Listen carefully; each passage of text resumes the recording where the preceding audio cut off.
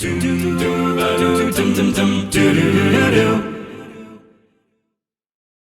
up, everybody? Welcome to We Have Cool Friends, the show where we interview our cool friends about the cool things they're doing. I'm Greg, that's Nick, and that is our cool friend, Josh Macuga. God, What's what now? You guys are the best. Oh, no. Now here, Josh, I want you to know, you're here on the big one, episode 4. Yeah. All right? This is the one where we have to have our shit together. Right? Make or break. And the thing I've seen on the two We Have Cool Friends that I hosted was that, hey, Greg, you should probably introduce your cool friends better than you do. Because it was Devin Sawa, Anthony Rapp. Let's talk about something weird and random and not talk in the top about your career. Okay. This actually plays in because one of the big questions I had for you, and first off, cheers, of course. Cheers. Everyone. Always having a Thank cocktail. you guys. Cannonball. Yeah, cannonball. I mean, the first time I came on the Game Over Greggy show was... I was like, oh, you guys drink during this? And they're like, well, we can. And then we'd chug like a cake. Yeah. It was That's what we awesome. do. That's I what was we do. arguably the most drunk I've ever seen anyone in this office. We've had some drunken. We've had 24-hour streams, First off, and that's more drunk than I people. was gonna say, I don't know if that's true because when Josh did the Newlywed Game during Extra Life, and couldn't, and no matter how many times we explained how the Newlywed Game is supposed to work, there'd be this. I looked over Josh. Look for Josh. I looked over Josh at one point when I was like, Josh, would you like me to take over? And he went, yeah. And then I said, Josh, do you want to sit on this nice beanbag? And he was like, yeah, let me sit on the beanbag. You just kept yelling at me, that's not how it works! Yeah, well, it's because we'd be so very funny. clear, like, don't ask the question that way. Like, got it, won't do it again. Got it. Immediately, next question. Hey, I'm spoiling the answer. I thought you and John Drake were going to fight, and you were going to pummel him. I would thought never this was pummel gonna the happen. Drake. You Oh, kidding me? God, There's it was no great. way. Yeah, so the question I actually had before Go. when we were setting this up, when we were thinking about bringing you on as a We Have a Cool Friend, Okay. is actually plays into this exact thing. How do you describe yourself when somebody asks what you do? I think it's easy for me and for Nick, right? We're internet personalities. Idiots. I used to be a critic. I used to do all this different stuff, right? Like you are in so many different places where you're on Collider. You're hosting shows over there. You have the Josh Macuga show.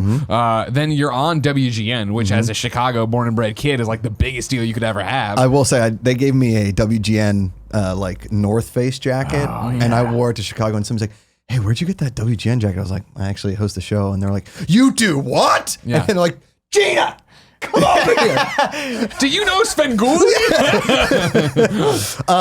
That's kind of a hard question. I always say I work in entertainment, which is so lame, but like I'm an entertainer. Yeah. I used to say I'm a comedian because I was pretty much just a stand-up for like a solid 3 years. It, like toured around, did a ton of stand-up gigs, and was kind of saying to myself like I'm a comedian, but I thought that like kind of sold myself short. Sure. Of like your full range of ability. Totally, right? Because you guys know, and we've said it on this channel a bunch of times before, is, I want to be the next host of Jeopardy, right? So that's always kind of been my goal. So if I was to say anything, I would just say, and what I file on my IRS tax form is I'm an entertainer. Okay. I thought you were going to say you file with the IRS, future host of Jeopardy. Future host. That would be baller. The future Alex Maybe Trebek. just push it, you know what I mean? Really get it going. Because when I first got into entertainment, because I went to college and got a degree, kind of just like like we all did, and not in entertainment.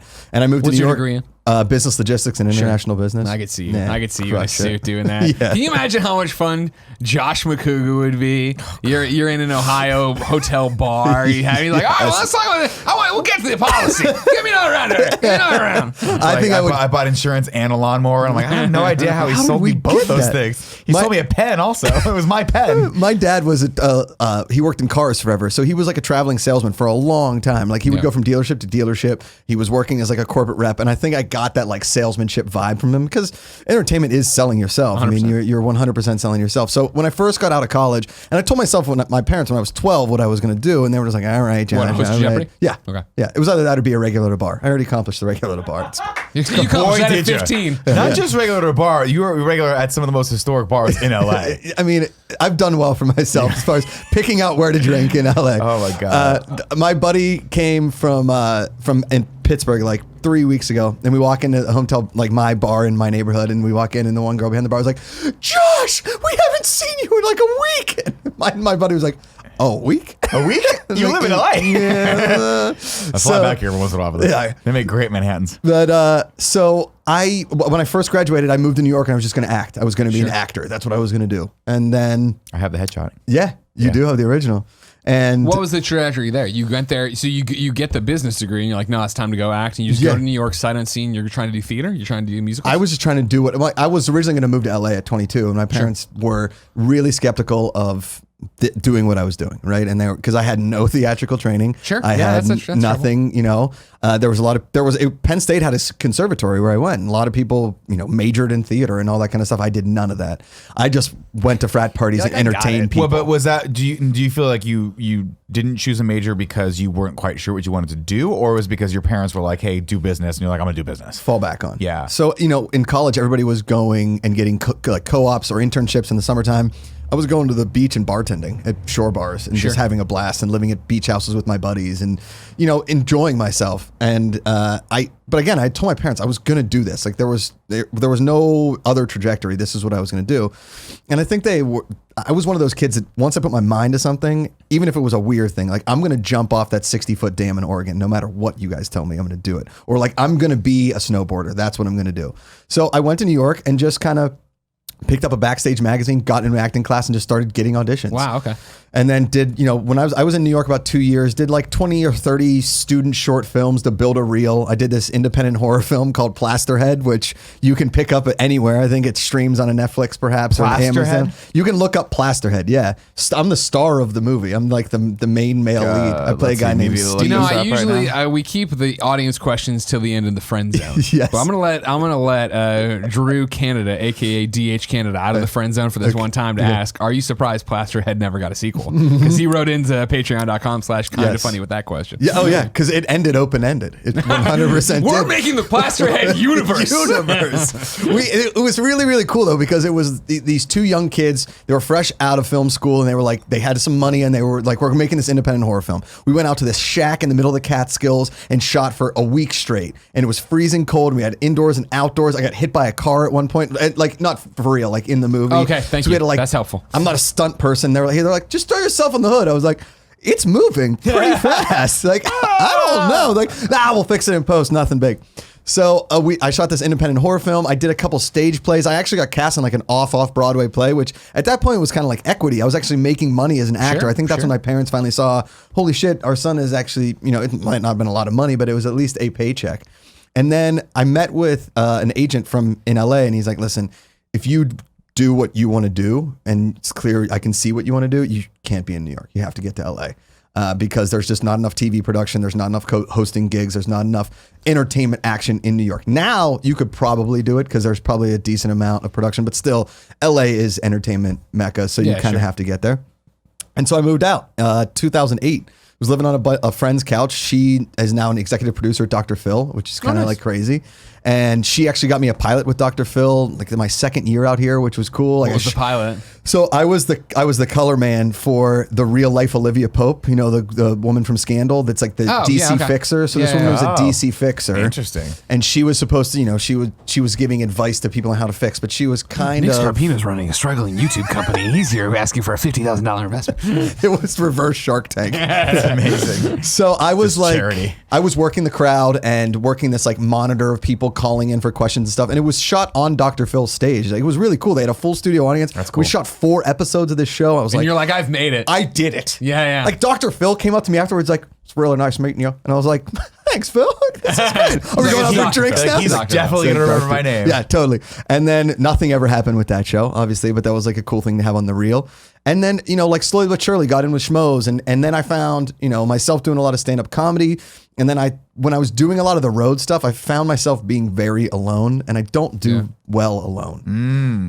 I do well. Drink too much or what? I mean, a little bit of that. But I mean, that is that it came off silly, but that's my question. Totally. Like, is it self-destructive? Totally. I think I don't think I was drinking too much. I just think I was drinking all the time. No, do you know what I mean? Like pretty much every night. Yeah. Oh, yeah. Because that's what you do. I'm on the road. You have a couple drinks before you go on stage. You have a drink on stage. You talk for 45 minutes, 50 minutes, whatever. You come off stage and then you're like, and then a student invites you out, or like the road manager invites you out. Yeah, they do. You know what I mean? I was co-ed. 26, 27. I still look 22. Yeah, right? we still do. Yeah, thanks, man. And then I found myself like very alone, you know what I mean? And I didn't like it enough that being alone was worth it. So I went back to LA, and I was just doing stand-up gigs in LA. And if like me and Ellis wanted to go do a show out of town, great. Or if we wanted to do something in the greater Los Angeles area, great. But then once the podcast and the YouTube stuff kind of started, this is all Collider stuff. Schmodown. Well, this was Schmoes Know when Schmoes Know first started. This was Between the Sheets when Between the Sheets first started. I had this sketch group called the Casual Mafia, and we released a bunch of YouTube sketches when like the YouTube music video and the sketch thing was like a big deal. And when YouTube first launched, super famous on that. Yeah, and like the one song I wrote called the Douchebag Anthem has like 700,000 hits, so it did okay for you know what I mean. It didn't go viral, but all of that was kind of like just dipping my hands in stuff that I knew that I would have fun doing, right? And then we sold the show to MTV that never went anywhere. Like it went all the way almost to pilot. Yeah, the executives approved it, and then they switched all their executives out. It was like when MTV went from music to reality TV, television. And we lost like this awesome scripted deal on a show. And then me and a buddy sold another pilot, and then I sold a feature film with another buddy. So I was like getting like I was talking to this dude. He was a teacher at Penn State, and through like the Penn State Alumni Association, he came out to LA and he looked me up and he's like, let's go get a drink. He's like 65 years old. And he said, listen, in your career, if you don't book something or move forward every year of your career, you're not doing it. You're like, that's not a career. And each year I would have like one major milestone. At least that's how I looked at it. Like I was booking something. And so, then Schmoes Know kind of took off, and I was with those dudes. And then, the Casual Mafia was doing really well. And then I launched Between the Sheets, and then the Between the Sheets YouTube channel kind of took off. And then the Josh Macuga show. And then I got the Travel Channel show, and that was like my first hosting gig on TV, which was like, one of those chills moments where. And what was that show? It was called Epic Happy Hours. The idea. You just can't get away from the drinking and traveling. Exactly. Hey man, write what you know. That's what I always tell you. And the show I think would have been amazing. I don't think there's any real one person to blame. It just didn't get the ratings, and I think Travel Channel was in the midst of changing up how they wanted their programming to look. Like it was Man versus Food. Now they do a lot of the what's it called? Like the paranormal stuff. They do a lot of like ghost hunters, that kind of stuff. Yeah. But our show was called Epic Happy Hours, and it was awesome. Like it was great. But the beginning of the show was like, it starts out, I'm Josh Macuga. So like that's the first line of the show. Right? Yeah. It was epic to say the least. And then a week later I got married. So within like a 2-week span, I had my own show on TV. I got married. I come back from my honeymoon. I get a call from Travel Channel. We're not going forward with the show. Oh so from like the highest of highs was one episode. Oh my God. I thought it was multiple. They just launched one. Oh, wow. Which is so weird. Like because what Travel Channel was doing at the time is they were shooting like 15 pilots, airing maybe 5 or 6 of them and seeing if they got any kind of traction. Yeah. They didn't. They were gone. If they did, they went. None of them got any traction because you can't do that with the show. You can't just air one show. No. Yeah, you got to build. I hope you enjoyed it. See you in 7 months. See you later. Yeah. Maybe we'll have something for you in 7 months. At least on Amazon, you could vote. Yeah, right? I could have social media'd it and voted. Sure. Right. Regardless, that production company that I did that show with, I've stayed in close contact, and we're working on a couple different ideas. But then it became like, then I got into Collider, right? And then Collider. How'd you hook up with them? Collider basically kind of bought Schmoes Know. Okay. So Schmoes Know and Collider kind of merged at one point. I was working on this show at first called Film HQ, which was part of the Comic-Con HQ network, which was at SVOD that only lasted about a year. And that was another one. The Comic-Con network we all knew was going to be around for a decade. Like, what shows are on it? I don't know. Steve had one. Trish had one. Yeah. I remember all that. I remember our friends had shows, and I remember going to Comic-Con and seeing not billboards, but big standy things out by the train tracks. I'm like, fuck, this is a real thing. Maybe I was wrong. And then like 2 weeks later, I was like, yeah, I had a big standy thing on the thing. We were just a generic white guy then. I didn't know who you were though. You know? Totally. I mean, I remember being at the launch party. It was me, Trisha Hirschberger, and she's like, can you believe this? Steve Zaragoza is like, we got shows. I'm like, this is going to be amazing. And then gone. Literally gone in a day. Like they just ripped the rug right out from under us. But then Collider kind of took off, and then Schmodown was doing really well. And in that meantime, I have like sold a couple different shows and like have different shows in pitches around. But for the most part, it's that Hollywood hustle, man. Just doing everything. That's my question. I think on the heels of all this, does being an entertainer, as you describe yourself, suck? I feel like you have a lot of these babies getting killed in cribs, right? Yeah. Where you did this thing, we almost got there and it went down. That's just how I think. Do you look at baby? You know what I He's mean? so cute. Yeah, Put a bullet in his it's adorable. Yeah. Well, I mean, to paint that in a different light, because we're obviously on a different aspect of entertainment, right? Like I've never been on an audition for something. You haven't? No, I've never gone to a cattle call audition. I've never tried to put myself out there that way. Yeah. I can sympathize with you when it comes to like going to places to do comedy on a very low level, as far as what I've done so far. But like to us, and I don't know if Greg can talk to this, it's so wild, the idea of of trying to book a television show for people that don't know who we are, that aren't our friends, that are like, yeah, come on, do this stupid little thing that we get to do, right? Like the idea of developing pitches and trying to go out there and sell something from scratch is wild to me. And it sounds like so much energy. It's a lot of energy. It is. I wouldn't exactly say it sucks. At points, it's hard on the heart. Sure. You know what I mean? Because you believe in something so much, and then you see Aisha Curry put it on ABC, and you're like, well, if I had just had Aisha Curry's ear, I could have gotten that show. Sure. And there were times, there's no part of me that has ever thought about quitting, because I have a lot of friends that I started in entertainment with that quit. Yeah. You know what I mean? Yeah. Me and a buddy sold a show that Travel Channel bought in the room. This was like my first year in Los Angeles. They bought it in the room. You're They like, were this is so easy. We are going to series. Like, this is one of the coolest ideas ever. And then we didn't hear from them again.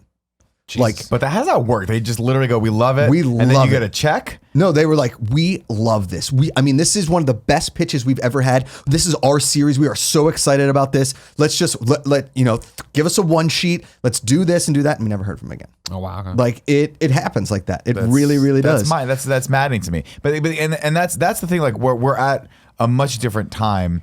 Like when I went through college, obviously, like I graduated in 2002. So like the idea of any of this happening was just, I couldn't have even fathomed owning my own company, because we have our own distribution outlet and our own subscription platform and all these things. And it just seems to me like the path has diverged, you know, and because we talk about, we kid around about moving to LA every once in a while. We talked about it a little seriously back a couple years ago. And now we're like, we don't know. But that lifestyle is so different than what we're doing. It's, you know, I think the most difficult part about it is that sometimes you don't know where money's coming from a lot of times, which, you know, I mean, listen, my first 6 years in Los Angeles, my 2 years in New York, and all through college, I bartended. I was legitimately, that was my main source of income, was bartending. And I have some ridiculous stories, and I've written like all your stories are ridiculous. The bartending stories, I've written a book of memoirs of like that, not like memoirs, but of bar stories, right? And I think would make a fun book, but probably a better pilot. Yeah. It would be like Waiting on steroids. You know what I mean? Yeah. And Waiting's a great movie, but just taking Waiting to an R-rated level, because the stuff that you saw at like a high-end hotel, because I worked at a 4-star hotel, 5-star hotel, depending, in Los Angeles, and our bar was crazy. Yeah. Our bar was crazy. Can you say I mean, which one? like, Do you know? yeah, it was the Hotel Sofitel. Oh, okay. Oh, yeah, Sofitel. Yeah. I asked him if he knew. Yeah, of course you know. Which one do you know? Do you remember? Stories airtight. Yeah, Sofitel Well, is the bar- a nice hotel. Yeah, the bar no longer exists there. It's changed names, but the bar itself is still there. It's just changed names a couple times. Got it. And it was owned by Randy Gerber, who now is, you know, him and George Clooney started Casamigos, and now they're billionaires. Yeah. And you know, his wife is Cindy Crawford. So the amount of the clientele that came through there is awesome. You got to write this book. Oh, and I wrote down like pretty much every story that I had from there that I could from memory. Some of that is pretty R-rated, and some is very you gotta funny. go hardcore I mean, X. the quickest story that I think you guys will lay it on us. will enjoy is, so the one day I walk in there and I'm setting up the bar, and Sean Penn walks in with a buddy, and he sits down at the bar and he starts smoking, and I was like, all right, well, it's Sean Penn. Yeah. So I go to my manager, I like turn around the corner, I don't say anything, right? I go around the corner, I grab my manager, and I was like, hey, Sean Penn's at the bar smoking. What should I do? Is get him a fucking ashtray. I was like, all right, done You're and like, done. it's still illegal in California, but you know what? You're Sean But Penn. it's Sean Penn. So why not? So, but that was my main source of income. But in between there, like, you know, I had some bigger bookings. Like I was on a Comedy Central Thanksgiving weekend where I was the host and I was doing sketches, and I was Really? like, holy shit, this is my big break. I'm on Comedy Central. I'm not even a year into stand-up. I booked this thing. I'm hosting a Thanks giveaway weekend with like PlayStation and something else. I'm doing all these sketches. I'm the star of this thing. And then the writer's strike happened, and my agent dropped me because they couldn't book me on anything. So, and I was non-union at the point. Had I been union, I might have been protected a little bit. Right. But a lot of those, I mean, you guys see what happened to Lost. It Sucked. It sucked during the writer's strike. They lost all those episodes. A lot of stuff happened. A lot of things suffered with A lot that. of things suffered. And I had this That amazing... was the famous reason why Quantum of Solace wasn't all that great. Or so that they was say. the reason. Or so That they was the say. reason. Because they were like, who can write this? Who can legally write this? And Daniel Craig's like, I can. I got it. Oh, Yeah. We'll just write it. Okay. Okay, Daniel Craig. Didn't work out that well. But like, like you know, I've had some awesome pitches in the works of things, and I still have like a bunch of different things that are always in the works. Yeah. Like if somebody asks me, do you have anything? Yeah, of course I've got something. And also too, like you guys said, is getting in the YouTube wagon early really helped me. Sure. Obviously, because I carved out my own little portion of the internet, at least, with Collider and all these people. Well, but isn't that kind of what? Yeah, like this is. I hear this. I have a lot of comics that come up to me once they realize that I have a semi decent following socially, social media, and they always go, "How do I get followers?" Yeah. Right. And I go, "Well, there's no. I mean, the hard answer for that is you have to have been producing video on the internet for roughly 12 years. Totally. And you have to have at some point hitched your wagon, or rather grabbed real hard to the coattails of Greg Miller and let him just kind of ride you to the middle area. No, that's not. I don't ride you. You ride me. Oh, I ride you. In that scenario, you're riding me. I was just like, why is he? Okay, get on my back. You know what I mean, like that. Oh, you're carrying. Okay, I see. He's the Obi-Wan in the speeder, and you're Luke Skywalker looking for and Kevin's our little Yoda just on our shoulders. But that's it's. I think it's probably fair to say, but you have to have that X factor now to even exist as an entertainer. I think you have to. Content is king. You have to just keep creating all the time. You have to be on something. You have to keep elevating to something. But I think there are people that I hear go, oh, we want to get massive social media followings, because obviously as a comedian, like, that is currency when it comes to getting booked at things. I still stand by the fact that doesn't mean a whole lot of dick, because if you have I have a pretty decent following for people that want to watch videos or listen to my podcasts, but that doesn't necessarily translate to butts and seats. Having said that, it's still definitely a more beneficial thing than not having it. But people go, how do I get that following? How do I get that following? Do I just tweet a lot? Am I clever? I'm like, it's the right things at the right time and the right partnerships, right? But it's also like, but it's consistency as well. But it's also grass is greener, right? Like, sure. I have a lot of friends that have been on The Bachelorette or The Bachelor, right? And they have these huge social media followings, but they can't correlate those into numbers on like a YouTube or something that they want to watch. Sure. But as soon as they advertise something about The Bachelor, their numbers go through the roof. Yeah. Or if they advertise a product that like a woman may want to buy, because most of their demographic for The Bachelor and The Bachelorette is women. Yeah. And Tim and myself. But and then on the flip side of things, like, this is such a selfish, stupid thing to say, but sometimes I tweet what I think is absolute gold and it gets like 60 likes. Then I tweet something like Jack Black was great in School of Rock and it gets 800 likes. I'm like, what am I doing? Yeah. Like, it's hard. I thought I crafted a pretty funny joke. The only thing that I've ever seen people get, like, in the most recent years, get big followings for is quote tweeting the president and just ripping him apart as comics. Yes. Like, I see comics really getting good following with that, because if you have a really clever, fun joke about something some stupid politician said, that can gain some traction. But yeah, it's hit or miss for the most part. I mean, what's always fascinating about Twitter game and comedians or entertainers, right? I always think of Drucker. And I remember we invited Drucker out to something on a Sunday night. And he's like, I wish I could, man. Golden Globes. This is when he lived in SF. Yeah. And I was like, you care? And he's like, oh, I don't care. It's just I need to be there and I need to be making need to be making jokes. So that was weird. And sure enough, his feed and this is Mike Drucker years and years ago, was filled with this. And it was just like, why is he spamming? And then you'd see one take off. Oh, yeah. And now it's the same way, where now you see Drucker fucking is on. He's honed in, knows what to do, and like what does he do now?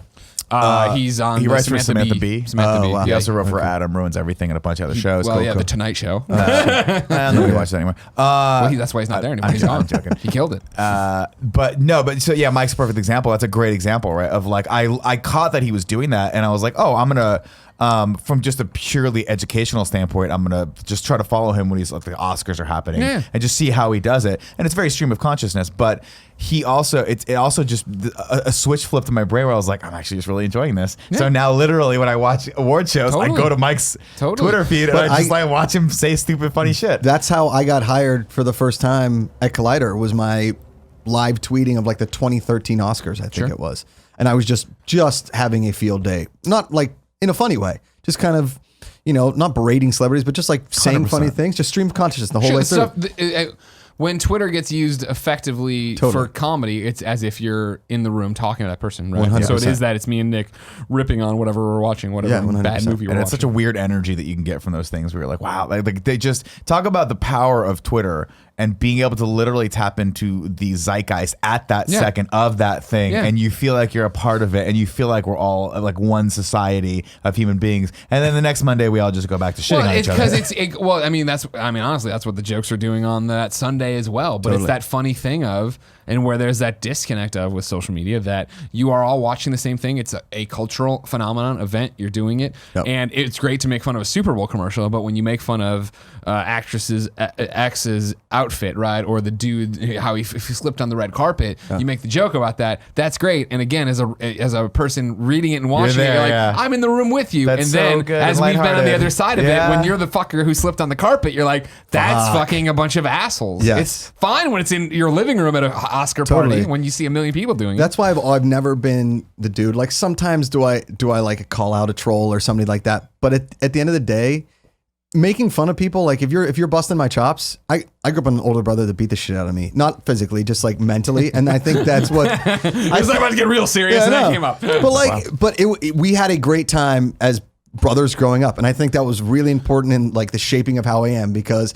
I think busting each other's balls, I mean, you guys do it all the time on here. I love your guys' dynamic on your shows, and I think that's great what we do at Collider too. Collider Live has become this amazing thing where we just make fun of each other all the time, which I love. As well it should be. And if somebody's going to make fun of me online, go for it. Like, I really absolutely enjoy it. If you're going to insult me personally and it's not really a well-crafted joke, then you can probably take a walk. But if you are, by all means, go for it. I think that's like a healthy form of funny bullying, I guess. And maybe that's the wrong way to say it, but it's all mindset. That's right? what it all comes down to. Is it's mindset of, and it happens here all the time where we have a code word, pickles, if it's gone too far. And then it's that thing of, I've had it where me and Nick are fucking with each other and it's great. And then that video goes out a week later, and then somebody tweets about that and tries to get in on the joke, but I'm not in that headspace anymore. I've had a really long day and I'm mad or something, and at home the dishwasher's broken. It's like, I don't need you fucking with me right now. Portillo, get over here!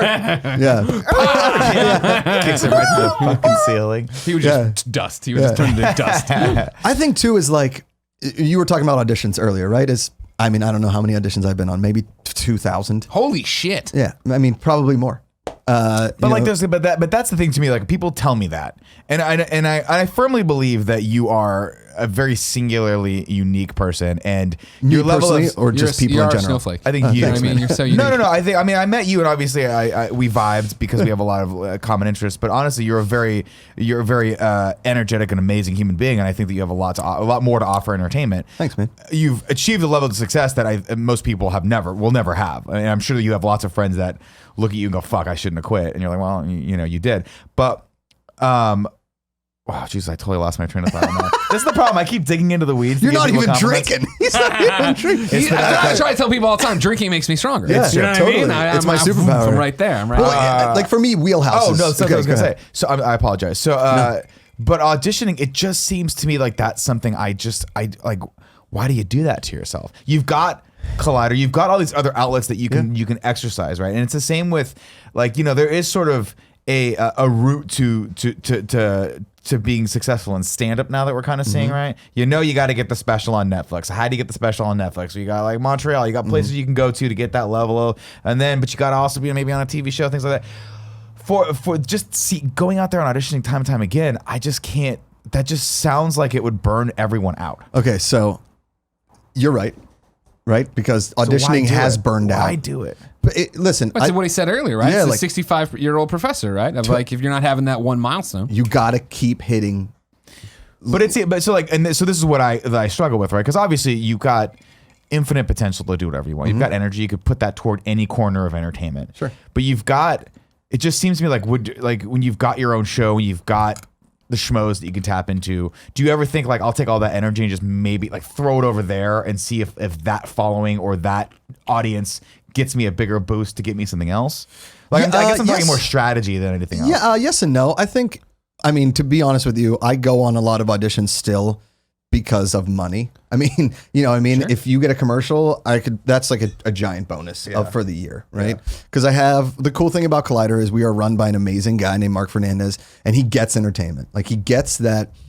If I'm not in Collider today, that's fine, but I'm on Kind of Funny. I'm doing things. I'm not just like sitting around, watching TV. I'm actually doing content. I'm creating content, spreading the brand, whatever the case may be. And that's not the reason I come up here, just so you guys know. I really enjoy being with you guys. We're here to grease the wheels. Grease the wheels. When you danced outside in the ghillie suit, 3 different Collider subscribers came in at that moment. Shit. So good. So, but I think the thing about auditions too is now that I'm at a certain part in my life, because when I first got there, I didn't mind if it was a cattle call and I had to sit there for 2 hours. I would, just in case something happened. Sure. But if they're not requesting me, or if like my agent isn't being like, your time's at 2:20. If they give me like a 2:00 in Santa Monica, I'm not going because I know it's a cattle call. If they give me a 2:15 in Hollywood, that's an audition, right? I just know, commercial wise, dramatic wise, whatever the case may be. I go on a lot more hosting auditions, which is great. A lot of the hosting stuff now is meetings about shows and things that they may want me for or whatever. I think once you've built up resume, the auditions don't necessarily come as often because you're actually getting meetings and pitches and things like that, which is great. Commercials are still just auditions. Unless you are like a mega celebrity and you want to be a spokesperson for something. Right. Commercial auditions are still just 6 guys walk in and say hello. And that's what, and then they're just looking for a look in commercials. There's really not a lot you can do performance wise in a commercial unless it's like a huge campaign. Enjoy this mustard. Yeah. Hello. Do you like mustard? And that's your only line. They're just looking for a look or just one little minor part of a delivery. And that's the only line they you can have. tweak. Yeah. Totally. But like, if you're going in for a sitcom or a TV show, you're going in there for a while. You got to know you're going in there for a while and you got to do your prep. Like if you're not getting a script, if you're getting like a 3 or 4 page script and you get it at 8 p.m. and your auditions the next morning at 11:30, you are up for 4 or 5 hours studying that script, running those lines over and over again. I mean, it's that if you aren't prepped for auditions, they know, and those casting directors will not bring you back. Interesting. And a lot of times too, which is great, and I love that, is you'll go in there and it's a little bit of like a kick in the teeth. They'll be like, hey, so we're just going to improv a couple scenes for a while. And then if we get to the scripts, great. If not, we just rather see how you can think on your toes. And I'm like, cool. So I stayed up till 3 a.m. to read. It's awesome. Yeah, let's improv it. Let's Glad I'm tired right now. My brain fires perfectly when I've had 3 hours of sleep. Totally. And you know what the worst part is that you were just talking about your superpowers alcohol. I sometimes need to have a little drink, like just to grease the wheels, just a little bit. Just a little bit. Josh, these are red flags. I know. I know. But this is, do you ever hear the Cameron Diaz stories? When you say grease the wheels, or do you mean get out of bed in the morning? Because no. Like, let's just say if my you're auditions. Improv correct. If I know it's going to be a heavy improv audition and it's at 1:30, I'll have a drink at lunch. You know what I mean? Just one. Sure. What are the Cameron Diaz? So the Cameron Diaz is there are these awesome inside Hollywood stories that like different actresses have told and like weird secrets with Josh Macuga. My wife is awesome, and she's like she's been an assistant for like some pretty A-list celebrities. She's like, did you ever hear these stories about Cameron Diaz doing shots before auditions? I'm like, no. What? She's like, yeah, early on in Cameron Diaz's career, she used to get like drunk before auditions. I was like, what? And I was like, how do you know this? And so we're at this party, and this woman who's in her early 50s, she was like, yeah, I was Cameron Diaz's first agent when she was like 18 and I was 21 or something like that. And Cameron Diaz used to go into auditions like drunk and nail it. But she said that's how she got over her fear and like her self-conscious nature of herself, and would just go in there and just be Cameron Diaz. But she said that when she would go into auditions dead sober, she couldn't be Cameron Diaz. Interesting. And I don't look at it like that Josh Macuga is always drunk. About Mary performance. Totally. Or any of her subsequent performances after that. Hey, we all saw that one she did with The Mask was great. Come on, her in The Mask is. Yeah, I love Cameron Diaz. Yeah, I just, I think I still have a bad taste in my mouth from the last time I watched that movie where she traded places with Kate Winslet. Oh, that was. Then Kate Winslet fell in love with Jack Black. The and I was Holiday? like, what fucking movie? What universe does that happen in? What does that happen in? And Jude Law has to like pinch himself to cry at the end because he's like, he's like paycheck. Ah. You don't like The Holiday? No, it's terrible. Holiday's it's rubbish. Great. It's no love, actually. You're right. Of course. Not few much things is. are. Yeah. Can we just agree about that? 100%. Okay. Yeah, come on. We're clearly men of different backgrounds here with our beards. Yeah, I know, right? It's such a weird thing, right? Of like, I don't even know where. Yeah, it starts. Yes. Like, there's definitely a progression of definitely heaviness, and then like the beardness and bad eyes. It just keeps going on and on as we go there. It's but like to finish off that thought, it's imagine going into a room with like 50 guys that look just like you, or a version of you. Oh, I'm at a video game event. Correct. Man, that fat white guy's got a beard. They all have glasses too. Shut up. And then you hear inside. Then you hear inside the audition like, "Not in my backyard." And then you're like, "Well, should I say it like that?" And then all of a sudden, you're in your head. It sounds terrible. Right? It sounds But terrible. now- But let me say this. So my please. brother in his life has had 3 jobs, right? And maybe 8 interviews. I've had 3,000 interviews and like 30 jobs. Yeah. That's a crazy statistic when Yeah. you think about the amount of rejection that you go through. And that's why people leave Hollywood. It's when the first time I saw that stupid musical Rock of Ages, that movie, the movie is terrible. The musical's even worse. Like, it is bad. The one they performed in Hollywood, I went to see it at the Pantages in Hollywood, and it ends and it's like, they followed their dreams, but sometimes your dreams change. And they moved to Glendale and had a baby. And I was like, what? That's a terrible dream. I was like, Anyone that can have wasn't that their dream. dream at all. What are you doing? So a lot of my friend moved back to Baltimore. My other friend moved back to Boston. After a while, the rejection just gets to you. And if you haven't booked anything and you haven't done anything, and honestly too, a lot of actors just come out here and they think, oh man, I'm good looking. They told me in my high school I was good looking. I'm going to go to an audition. I'm going to fucking nail it. And then before you know it, I'm Tom Cruise. Tom Cruise is a effing talented dude. And if you meet Tom Cruise, he's one of the most genuinely energetic men you ever meet. Now, I don't know if that's Scientology or if that's how he is, but he looks you in the eye and he talks to you like a person. Might be science also. You never know. Might be some pills in his pocket. We He's don't know. got it. We're not, Come on, Nick. We're not spreading rumors. I'm just saying. Everybody. Exactly what you're doing. That's exactly what you're doing. 100%. It's the star of Mission Impossible, Dude, right I there. fucking love Tom Cruise. Yeah. And here's why I appreciate Tom Cruise, because he puts the work in. Totally That's puts why the work in. And that's why I think a lot of people, like, their career suffers. They get a little bit and then they fucking self-destruct. Tom had good management around him, whether it was Scientology or not, or at least his agents, and they fucking kept him on the narrow, and his work ethic has just driven him through. That motherfucker makes great movies. Yeah. Like, not good, but the last Mission Impossible, I was like, how dare you make Rogue Nation, a movie that well? It was awesome. No, Fallout. Fallout was Phenomenal. great too, yeah. So good. Yeah. But you get to the point also too of you hear these stories about actors that are still working that are impossible to work with. Well, how do they keep getting effing jobs? Yeah, Well, Bruce Willis. Yeah, impossible, right? But when was the last time you saw a Bruce Willis movie actually get in theaters? Most of his stuff is going straight to DVD. Glass? What are you talking about? Oh yeah, Glass. Yeah, in your Whoops, face. it is. Ping pong. Gotcha. No, but there's damn ping pong. But there's no doubt that stuff suffered, and you read about that all the time. Ping pong. Gotcha. That's what we got there. Ping and pong. He's my two friends, man. Ping and his friend, his brother Pong. Not related. But yeah, that's entertainment. Ping and his brother Pong. Man. Not related. Nick, This is Ping and his adopted brother Pong. How about they that? were adopted. Yeah, All right, sure. make any sense. I find it interesting, Nick, that you're so hung up on the audition thing, because I think I understand that LA is a different world, right? And I've talked to other people who will remain nameless until they're one day on the show about like when you talk about, every so often there's a conversation about if Kind of Funny should move to LA. Usually it's people outside of Kind of Funny being like, you should move to LA. And I'm like, I don't know if you know our business that well or LA that well. Yeah. And like talking to somebody down in LA who is a working actor and then being like, do not come down here. Right. There are like 4 hosts that are getting booked on anything and there's nowhere everybody else is trying and everybody else is struggling, everybody else is doing it, and it's this audition and it's grueling and it's breaking you down. In the same way I think that for you, comedy's like trying to be a comic period anywhere, let alone go to a Punchline over and over and over again, get rejected over and over and over again to go up there, let alone for me, like trying to set out to be in the video game industry back when I tried to do it, when it was like, oh man, there's more rock stars than there are video game journalists. And now it's even worse where there's a million people who want to do this job and can't do it. Like we're all 1 in a million in this weird way. 100%. I think too is it's that stupid line, but it makes sense in Catch Me If You Can. When I love that movie. Right, that movie is almost perfect. Right, like I don't think any movie out there is perfect except Bad Boys 2, but that's just me. What about Big? Big is perfect. Thank you. Yeah. I saw you tweet that. I was like, I agree. Yeah. Big is it. Man, I think about the end of Big, and I just I get teared up. I did. Did you see this tweet going around? Name your what's a perfect movie to you, and don't be shit on everybody else's picks. I said Ghostbusters, Big, and then Into the Spider-Verse. So Into the Spider-Verse, pretty perfect. Ghostbusters, definitely pretty perfect. I mean, Ghostbusters is a perfect movie for one that's like just a weird nobody grows in it. No, nothing. There's no real character arc. Nope. These guys have a successful business. It's great, and they bust ghosts. It's fantastic.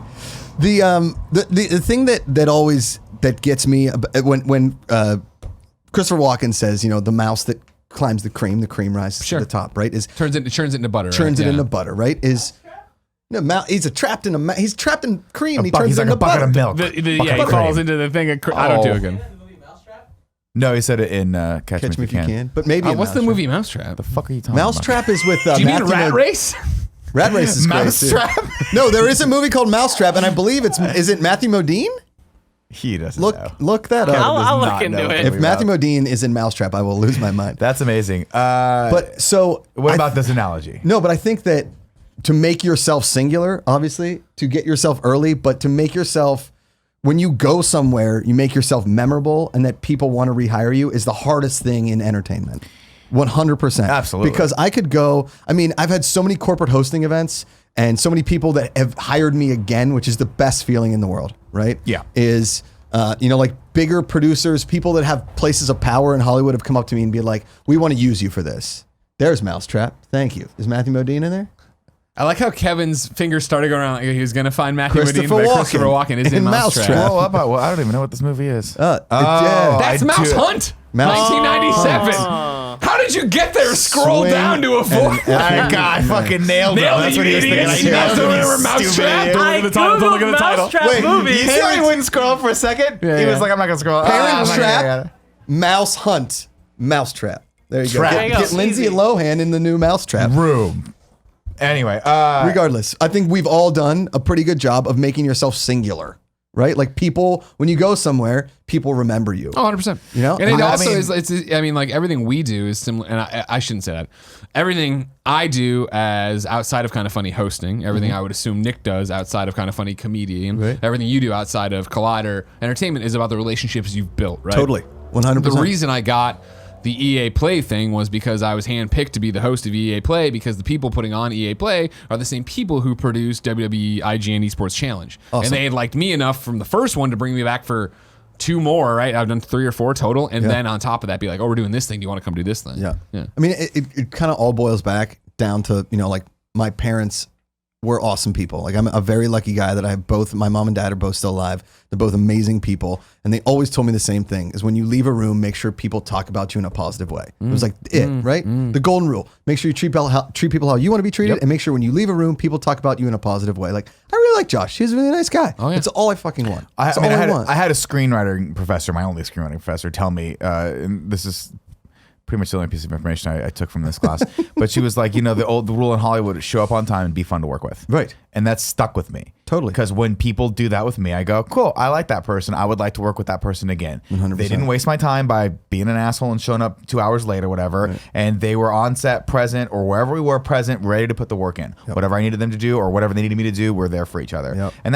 that does go a long way. Yeah. But the reason I'm so obsessed with LA is because obviously there was a moment in my life where it was either stay here and grind out LA or go up to this company I've never heard of, that little known company called IGN, and start cutting my teeth up there. And so there's always a sliding doors aspect of me. Great movie. Is IGN headquarters here? Here. Yeah. Yeah. Okay. They used to He be was saying stay here as in stay in LA or right. come up to SF. So I'm from Southern California. Yeah. And when I got Riverside? Riverside, IE. Inland Empire. When I got till I the- DIE till I DIE. Exactly is what they say. You got that, Greg. I mean, I had a Uber driver who was like, yeah, I'm from LA. I was like, oh, whereabouts? He goes, San Bernardino. And I'm like, brother, I'm from Riverside. Let's not fucking, let's not try to be bougie here, okay? Ellis and I have won't this believe joke. you're from fucking Los Angeles. Ellis and I have this joke. It's such like a Californian's joke. Is like if the gig says, so you're going to get on the 60 freeway. I'm out.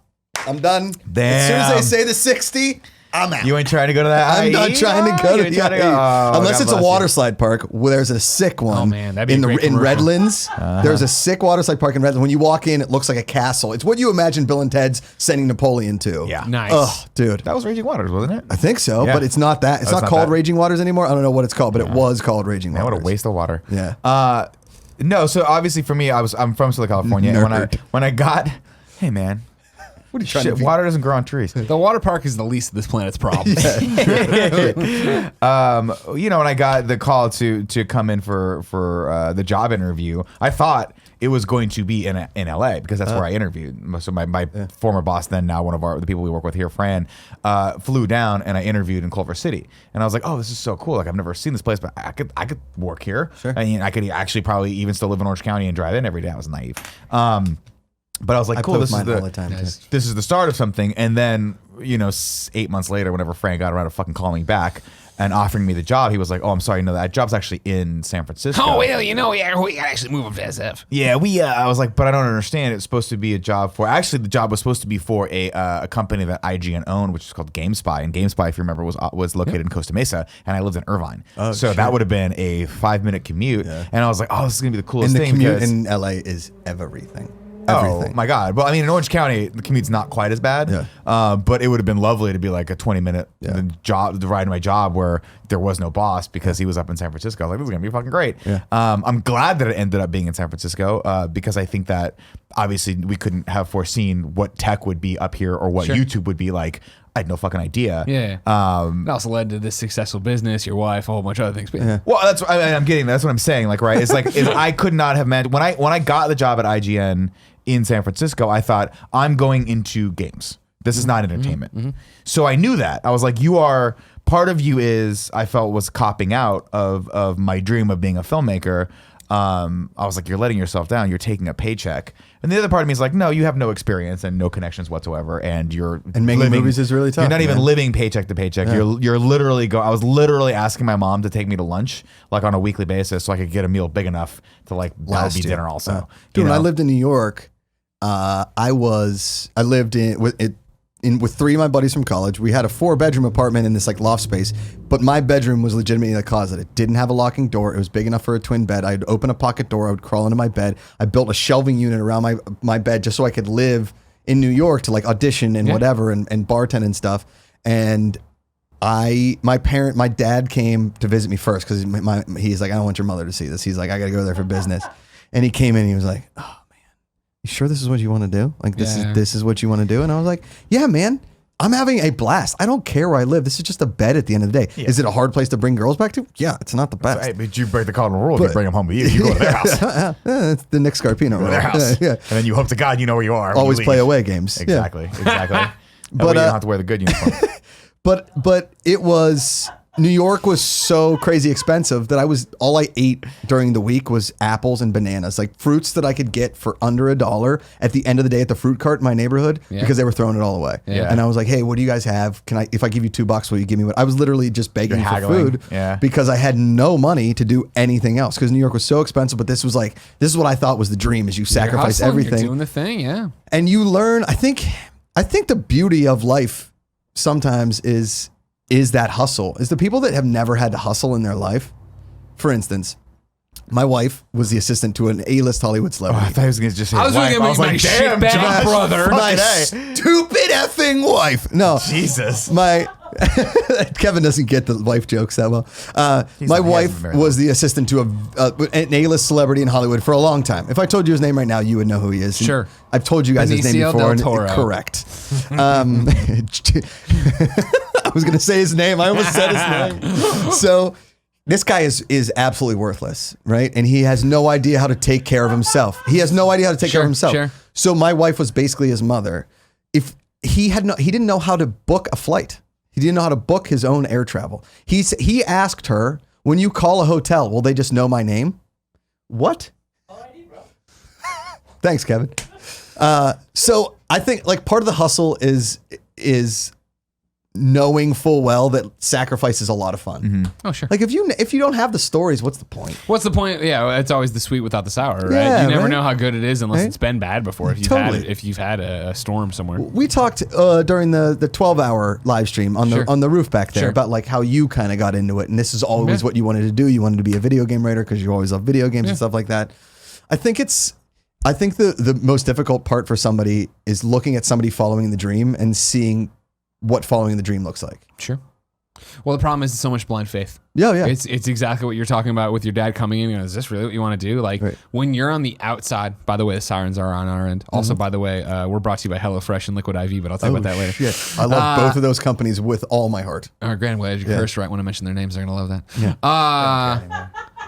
It's the idea that when you're passionate about it, when you're driving towards something, when you're making the choices, you see how point A is eventually going to get to Z, or hope it'll get to Z. Whereas when a parent or a girlfriend or whoever, if someone on the outside steps in and they go, wait, how? Like it's a tired story for me, but I remember when I got the job at the newspaper after college, going to a Mizzou tailgate, it was or maybe a graduation party for somebody else, and one of my friend's father, who's awesome and still is awesome, came up and he's like, I heard about the job at the paper. That's awesome. I'm like, thanks. And he goes, how does that get you to games? How does it? And he asked. It was an honest question of somebody who's been invested in my life for 4 years now and knows me well and knows what the dream is. But it was the first time that I was like, oh. Other people don't see it. Other people don't understand what moves I'm making here. And I remember with my girlfriend at the time, her mom making a comment in the car home, me having to be like to the girlfriend, like, I'm close, and I can't tell you, like, I know that I'm close. We're getting there. This is making the steps I need to make to be the dream, but it's hard to see it when you're not in the moment. I've had people say to Fuck me, you, Nick. do you ever, like, this is, do you ever hate not making a lot of money? And I was like, how much money do you know how much money I have? Exactly. Like, and I'm not saying I'm I'm NBA Jam shirt, so not that much. I'm fucking loaded. I was like, first of all, you don't know how much money I have. And sometimes, I mean, I know this is such an old cliche, but money doesn't exactly exude happiness. Sure. But like I was saying last weekend, is sometimes I just miss my wife. Like, I love just hanging out on the couch with my wife for a weekend. Oh, yeah. Like, it's great, right? Yeah, it's 100%. the best. People like those 1984 Kevin loves your wife. Yeah. Oh, does she? Does he? Does she? No, he's just hyping out. Yeah, it's just like you get it. When you like getting married and being in love with somebody is amazing. And when they see your dream and they support the dream, and that's also part of it too, is when somebody supports the dream, right? Well, to go back to what Greg was saying, like the idea of blind faith, like I don't even know that I had that in myself. I just, like, you've always been, one of the things that I really respect about you is you've always been strategic. You come off like a fucking maniacal maniac, like a monster, a person who just doesn't understand how humanity works. A person who's like, you're like, how much alcohol can one man drink? Yeah, that's why is that even legal? Yeah. Is that safe? But in the back of your brain, you're always strategizing. You're out there seeing the moves ahead of time, and that's something that I've tried to learn from you. Because when I was early on, I didn't have an idea of what strategy was, and that's when I see people now, like comics or people in this area that go, I'm just gonna move to LA. I'm like, it's not gonna work. Solution, right? Yeah, right? Like if your strategy is so terrible up here that you can't make it work, putting yourself in a bigger pool of talent to draw from probably isn't gonna be the best thing for you, right? Because I see a lot of people that go, well, I'm just gonna go and I'll mic and I'll try to get shows and things like that. I'm like, but there's so even much miking more. now is real tough. Yeah, it's hard. Yeah, and there's so much more to it than that. Like, people always ask me, like, again, going back to the strategy question. I mean, the real reason why we have following is because we have platforms. We have places that people can see us on a daily basis. But you guys also, one, produce a ton of content. Two, produce good content. Well, we learned early on, and I think this was something that's arguable. It's arguable. I think this show's good, but you offend them a little bit. Yeah, you offend them a little bit. But like this. It's definitely tough. That's all I'm saying. It's tough because people go, I got a dream and I got motivation and I think I got a little bit of talent and that's going to be, but I don't have a heart to tell people. I'm like, that's 50% of the game. The other 50% is an X factor that I don't know what it's going to be. For me, it was IGN. And it was meeting Greg, and it was being able to work with that. I mean, it's all those things that came together. That finally, I was like, it's like one of those weird like stellar cartography charts, like in the Last Jedi. You're telling us where this thing go, where they put the thing together and it goes boom, and I go, oh shit, I see it now. I see through that now, and then it kind of moved, and I was like, no, now I know what we're gonna do. Like I remember sitting on Eric's couch with Eric and Jen. And they were like, what are you gonna do? Because I was like, I want to quit IGN. I don't know what to do. And they're like, what are you gonna do? I was like, I think I really want to like be an internet creator. And Eric's like, that's not going to work. There's no way that's going to work. And I was like, no, I think it is, because I finally see the missing elements, the Patreon and the fact that Greg and Tim and everyone's like all on the same page with me. And we're all like going out. And I'm like, I think we could do this. And it worked. But that's I think that one of the hardest things for people to grasp is I'm like, you don't even know what you don't know. Mm-hmm. It's like I've had friends, younger guys from up here that go, I just want to be an actor. I'm going to go to LA. I'm like, it's not going to work. Yeah. It's not going to work because you're going to go to cattle call auditions. You're going to burn out. You're not going to know anyone. And you don't understand that there's more to being a personality than just getting a gig. I think the other thing too is I talked earlier about like being lonely, right? Or being alone. Yeah, and I wanted to come back to that. Yeah, I've been the guy that has been able, like when I would do road gigs, I loved finding the town bar and becoming friends with locals. So and now, I can say that about you. And just to dial it all back, when you mean road gigs, you mean you're in Phoenix, Arizona, and you're doing a 2-night stint at a place doing comedy club? What are you doing? Oh, thanks, dude. Thanks, Bear. No, like I'm doing some college gigs and some podunk, like college sounds. Sure. I'm doing, college gigs. like I'm opening for college gigs. You think they're great? No, I don't think they're great. No, it's tough. I have a lot of friends who really actually brutal. do colleges now. They have managers. I guess there's a whole. Guys. This is things that I've learned. There's a whole management structure at agencies and places and like promoters that are just because college people. gigs are very profitable for agents and managers. Yeah. But they are miserable for the comedians. Why? Like because for instance, Imagine going to, I think it was Frostburg State University in Maryland. Wouldn't go there. No, it's in Maryland. It's not in a great spot of Maryland, like kind of like you're like, oh, Maryland on the Chesapeake? No. In the inland part where like people get murdered. Yeah. No. The crabs don't make it that far inland. And they'll get killed by gun violence. I was like, I look at the booking because like you would get bookings via email and I'd be on the road. So I would like fly into a certain part of the East Coast or the Midwest or the South, which was, they did not get my comedy. That's for sure. Some of those South gigs were rough. Like I'd have to just on the flight because a lot of likes the upward mobility of minorities. Throw it all away. We don't need a wall, right? Oh no. Roll Tide. This is the wrong college, stupid. Oh right. So no, like War Damn Eagle. War Damn Eagle. So Sorry, I was everybody from the South. Our bad on that one. Our bad. They're like, just not all of us. Just like half my family. Skid Zip is punching through her hat right now. So I was at Frostburg State in Maryland, and I look at my booking, and it's 2 p.m. and I'm like, 2 p.m. 2 p.m. comedy is the best. I was in the cafeteria during transition, entertaining college students for an hour. Yeah, it's an hour because when you get booked at a college, it's an hour. You have to fill an hour. So that's terrible. Like I have at that point, I'd been doing stand up for like 2+ years. So I had like, 90 minutes to 2 hours of material that I knew was pretty good. And when I say pretty good, I was pretty psyched about like 45 minutes of it. Oh, see, the other 45 minutes was good. And the other 30 was like, this is a new bit I'm working on. So like, when you guys like order a soda and they don't like put more ice in it, it's not the worst. All right, let's move on. I got a joke like that. So I'm doing 30, I'm doing like 15 minutes of material, and you just hear some dude in the back go, come on, man, I'm trying to study. Like, I just got thrown into a study hour doing stand-up at the student cafeteria. I don't know. This is some dumb fuck student that's like, this is going to be the thing I'm doing for my fellow students. This is supposed to be entertainment because the university gets so much money to provide entertainment that isn't drinking. All the university wants is entertainment that's not drinking because students are just binge drinking. My whole act is like, you guys ever been blacked out drunk? And like, yeah. If not, you should try it tonight. So I was like, at the nighttime gigs, I'd be drinking with the students. And then the college would be like, hey, so we didn't really want you like drinking with the students. And I'm like, oh, all right. So never got invited back to those schools. Not too bad. And then like the sober gigs were like, all the kids that were just kind of, so there's no swearing in this show, just so you know. And I'm like, listen, I'm not the dirtiest of comics, but I'm not the cleanest of comics either. You're talking about some vaginas, some fallopian tubes. I've seen your act. Uterus size. And nothing like a good fallopian joke. Mullins. Some Mullins you ever notice how much fallopian tubes look like antlers? That alcohol kicked in, ladies and gentlemen. You guys ever noticed how it looks like antlers? It looks like a tree with no leaves on it. You can use that joke. Anytime. Take it. Anytime. Hook 'em horns. So those were kind of soul-sucking gigs where comics talk about bombing, but imagine bombing and going off stage and then going hang out with your buddies at a bar afterwards. Then imagine bombing and driving alone to the next gig. Sure. It got alone real quick. Yeah, I can understand that. I've been there. I mean, I haven't been there on college gigs, but I've been there where I've driven up like 2.5 hours to Northern California areas.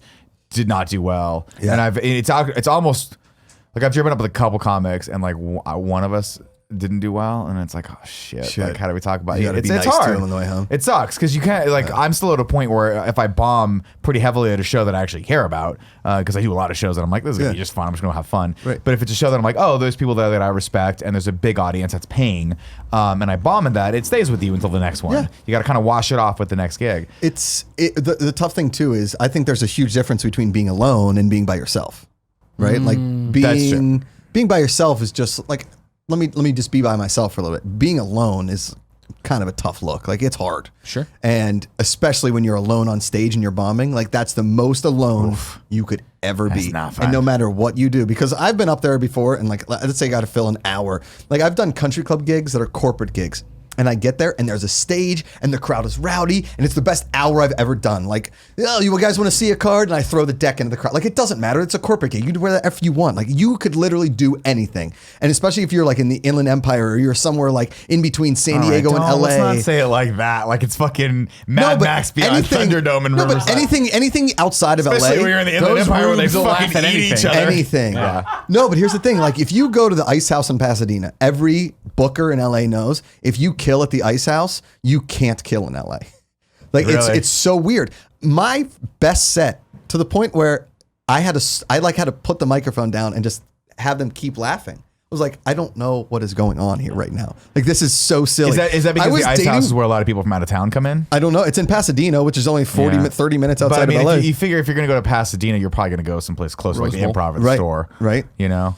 But so I killed. I only did 10 minutes and I destroyed. And this waitress comes up to me like, I mean, I see a lot of people laugh, but they were fucking laughing. That was awesome. And I see the booker because it was for the show called Comedy Juice. And he's like, try it at the Improv in Hollywood. And I did like half the laughs. And I was like, God, it's like, it burns the soul that people that want to laugh. And then people in LA come to be like, make me laugh. I'm a jaded person. I've been on 15 auditions today and everything sucks. I'm here entertaining my mom and dad from Ohio. Help. If you're not Joe Rogan, you better be like him. You better talk about psychedelic drugs and hunting. Yeah. But we said that up here though, honestly. Like in San Francisco, it's a little tougher. But if you go to the outskirts, like I've gone to, I've really pushed myself in the last few months to get out of San Francisco. Doesn't like Sacramento have a club? So I've gone to Sacramento. Sacramento's got a couple clubs. They've got Sacramento Punchline. I'm sure they have more than this, but they have Sacramento Punchline and Laughs Unlimited. Okay. And I just did Laughs Unlimited for the first time.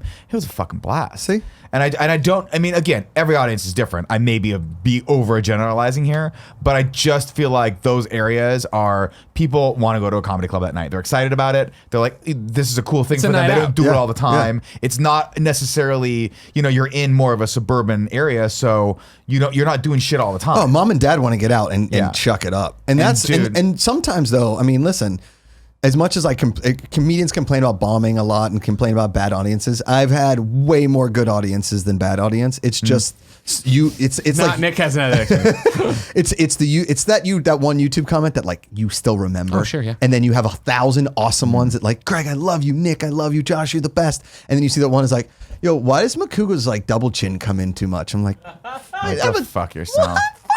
Or like when your director just keeps calling you short over and over again. Yeah, like let's push him up a little. Just fucking push him Kevin. Did you ever try stand up? Did you ever do it? I've done it to Nick stuff. I've done it twice. Thanks for remembering. They were both your shows. That's great. Which one was Did you do? I mean, I did it at RTX. you did, that's and right, I did it in the you're San a funny Francisco. guy. Thank you. Yeah. See, the thing about the power with Greg though is that like you didn't even come in necessarily with material that you'd rehearsed. You had a kind of a storyline element I that just you wanted to did say. normal talkie That's shit. your style, though. Yeah, a little more exaggerated in terms of being able to move around. Yeah. The reason I never got Montreal or I never got a lot of the bigger festivals is because I would go up and tell a 10-minute story. Yeah. And with jokes in between it. And the people would be like, so I don't know if we can like book you for a 3-minute show at Just for Laughs. Do you have a 3-minute story? And I'm like, I don't think that was my 3 minutes. That was, yeah. You guys asked for 10, I filled 10. Do you know what I mean? Because half my life has been the absurdity of the story. My brother's always like, oh God, you're going to get a story out of this weekend, aren't you? I'm like, oh yeah, probably. You know what I mean? And but that's a style. And like that's like Bert Kreischer is a perfect example of that. He's a storyteller. Like Bert Kreischer's so ridiculous. Bert Kreischer's Russia story has nothing on my Italy story. I mean, there is nothing. I mean, I heard he stole a lot of that from you. He's totally a fucking hack. What's crazy is that Bert's rep is my rep now. So it's, I mean, like that's kind of you like guys have very similar styles. Let's put it that way. I just don't take my shirt off on stage, but I could if I wanted to. You're gonna look a lot better. My favorite part about that story is you're like, oh, Bert Kreischer. And I was like, I've heard that name before. He was like a comedian in the 50s. I have no idea who the fuck you're talking about. It is very weird. Like I found myself obviously like when I started doing comedy, becoming a really like silly to say, but a bigger fan of comedy because I was like, oh, I've always like I came to the conclusion I was like a lot of the people that I look up to are comics.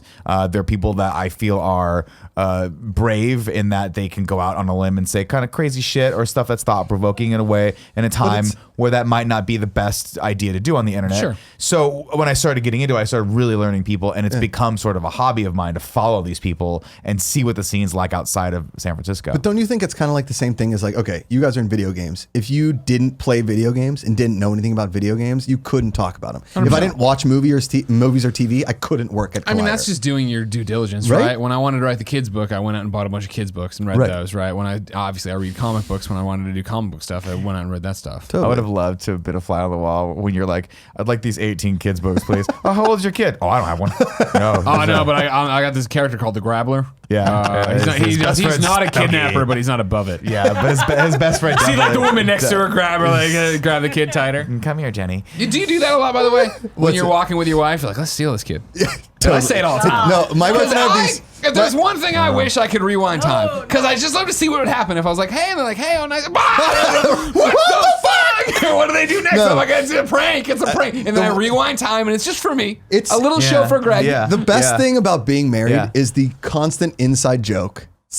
Sure. Period. That you have with your wife. Sure. Right? Like my wife and I have this inside joke where I always whisper ways I'm going to kill her and she has ways she's going to kill me. Like it's funny, right? Hot. We have like when we see a kid, we're like, that kid's creepy. And she's like, Yeah, ugh, that kid is creepy, right? Like we have like creepy Thanks, kids Joe. kind of a thing. Oh. Joe read my mind on what we needed because I put that out. Ice and bourbon for audio listeners. Nicely Ice done. and bourbon. No, Thank you. I mean, and that actually leads me to another question I had for you. But again, like, and I love you, Josh. You know that. You're obviously I love you too. you're a best friend now. You're a member of the Kind of Funny family. One day, I hope Collider implodes, LA implodes. You get to move up here and work for us. I think there's only one dream of mine. It would be that somehow there'd be like a giant entertainment city that was birthed in the middle between San Francisco and LA, and we could all 100%. It's work called together Barstow. there. It's called the 15 to 10, baby. I got a vibe from you, but it turns out again you've done internet stuff a lot longer than I've known you, so people know you better. And again, to pull from the friend zone, and I'm just letting people out of the friend zone left and right today. Mike Olson says, "What made you come around to marriage? Been following you for years, and the wild man was always against marriage. Great to see how happy you are now. Reminds me of my wife and I." Yeah. And that's the thing. You've mentioned obviously Amanda so many times on this one, Right. Obviously, And many a time, and I've wanted her to come up to meet you guys all the time because she hears about you guys but nonstop. Kevin is creepy. But Kevin, it's all Kevin, really. My wife saw a picture of Kevin's wife, and she was like, I looked "What?" over. Kevin's not there. So this, it's Barrett. this is just totally insulting someone who's not part And I of the joke love anymore. it's your wife's Erica, right, Barrett? Wow, Alyssa. What a miss. What? Alyssa. His We're fiance. also, is we're Alyssa. also not married yet. Yeah. Oh, you're engaged though. Yeah. Just got engaged. Yes. Yeah, I saw the pictures. It looked amazing. Thank you. Yeah. Nothing more fun. Sorry about that, Talking man. talking shit. She's about the how teacher, Kevin right? doesn't do things right. Look at over. Yeah. He's not doing his job. Anyways, So the wild man, of course. I from was the wild really, I berry. was really against marriage, and I'll be honest with you. One rule, like first thing is I hadn't met Amanda yet, and I think that's 100%. Two is I'd been burned a lot in my life, and I think that it was mostly because I was just dating actresses, and that what they tell you in LA is 100% true. Like it's that weird noise that Nick just made of. Well, so here, one of the reasons that I think that's the rule is like, okay, for actors instance, are tough to be around sometimes. Because actors or actresses, or Don't we use it- don't we use it as collective is that what we do as collective? I don't know. I'm asking you. Yeah, I don't how like they to use the got word it. actress. I think it's silly to I think for some they reason. stopped doing that. Oh, yeah. Oh, maybe. got it. I just say actors. They live a hard life where like rejection is a part of that, and they Totally. also have to always sort of be a little fake. Yes. And I think that it's very difficult, as far as the actors that I've known that are my friends, for them to leave the audition and leave the fakeness with them there. Yeah. They're always sort of acting a little bit, and it's difficult because you start seeing that But- sometimes that is a facade for some insecurities that are there. But the hard part is in LA is that most of the good-looking girls, if not all of the good-looking girls, are actresses, or want to be actresses, or work in some level of entertainment. Right. So it is hard. Like you could meet a very lovely girl at a bar who's attractive and is working as I don't know. She is. Barista. Thank you. And that's all was she gonna wants say to be. real estate in this Maybe she's fantasy, trying to open but- up her own Coffee shop. No. The real estate agents in LA, they're all actresses. Yeah, that's Or what failed that's why I actresses, say yeah. real estate because Yeah. that's where Totally. this fantasy is going. Let's start Okay, with that. real estate. Yeah. Or like they work for their dad's automotive company, and that's that, right? That's what they want to do. oddly specific. But that Let's is dial that back. so. Or they work You for know, their dad's automotive company in Culver She City. lives in Hollywood in 46th. Dad runs a successful audio. Let's just say for the sake that she's about 5'6", 5'6", brunette, piercing blue eyes. Whoa. very Italian Whoa, last name. yes. Where are we going with this? Are we? What I'm saying, Are you let saying him there's go, let him some- go. No. So what it was that each one was lovely, but I could see them getting bored really quick after about 3 months, 4 months.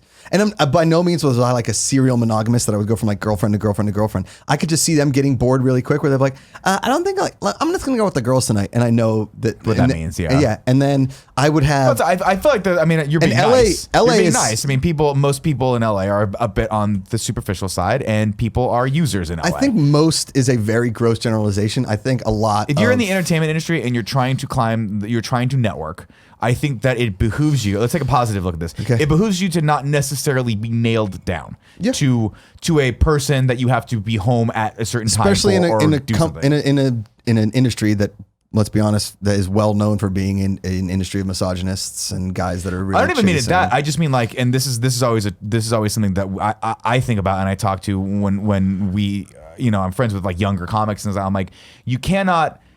If you need to be able to go do a gig right now, or go meet with someone or go get drinks with someone, it's hard to have someone that is holding you back at home. Yeah. And so when you're young, especially if you're going to be an actor, and I don't think this is, I'm kidding around that it's symptomatic of just females, but like in general, even a lot of guy actors, I think it's male you too. just have to be able to do what you got to do. Yeah. And so I think what that leads to is you're less committal than anything else. Does that make sense? And I think that falls into the category of anybody chasing their dream, doing this thing, right? Like where it is of like, even now where it's like a kind of funny problem pops up. And again, my wife, an amazing woman who understands what I'm doing. If I don't, like there was recently a thing popped up and it was like we were getting ready to go on vacation and I was up and she's like, we gotta go to bed. I'm like, it's a work thing. And then the next morning she's like, what was that about? And I explained, she's like, well, why didn't you say that? You said it's a work thing. That doesn't make any sense. When you tell me the severity of the problem you're trying to fix. I think my wife really, really gets it and a lot of girls didn't. And a lot of girls kind of looked at what I did or what I was doing as either like less than what they were doing or got jealous of what I was doing. Like, why don't you ever have me on your podcast? And I was like, well, you don't really. I got to talk about the same things. And you're not really doing anything that would warrant me to put you on the podcast. And that's hard to say to somebody. Doesn't go over well. Yeah. My wife also, which is amazing, works outside of entertainment, has like digs in entertainment, but she works in fashion but she also gets it. Like if I need to go for drinks for 4 nights in a row, she totally gets it. Like that's a whole thing. That was my next question for you too. Yeah. I mean, this is all in the same vein. You mentioned going out, if I want to go out with the girls tonight, right? In terms of your former lovers getting bored and wanting to leave or whatever. Like friends seen her cheating whatever. Yeah, exactly. Yeah. You talk about though you being a regular at all these different bars and stuff. I was wondering how you balance that because is Amanda coming out with you? Is that happening? She likes to. Yeah. But and my wife is very, very social, but she'll be like, if you want to go out tonight, go ahead. No problem. Yeah. And I'll run to the Comedy Store and either do a set or just hang out for a bit, or I will do, I'll go and just hang out at Barney's or just have a drink up the street, whatever it is. Yeah. And she knows that's like a part of my life and that's important to me. Part of the job, It's part of the job. Yeah. And like I was talking to a guy today who's a publicist, and we're talking about the Comic-Con panels and stuff like that. And he's like, are you talking to Barrett? Yes, correct. Yeah.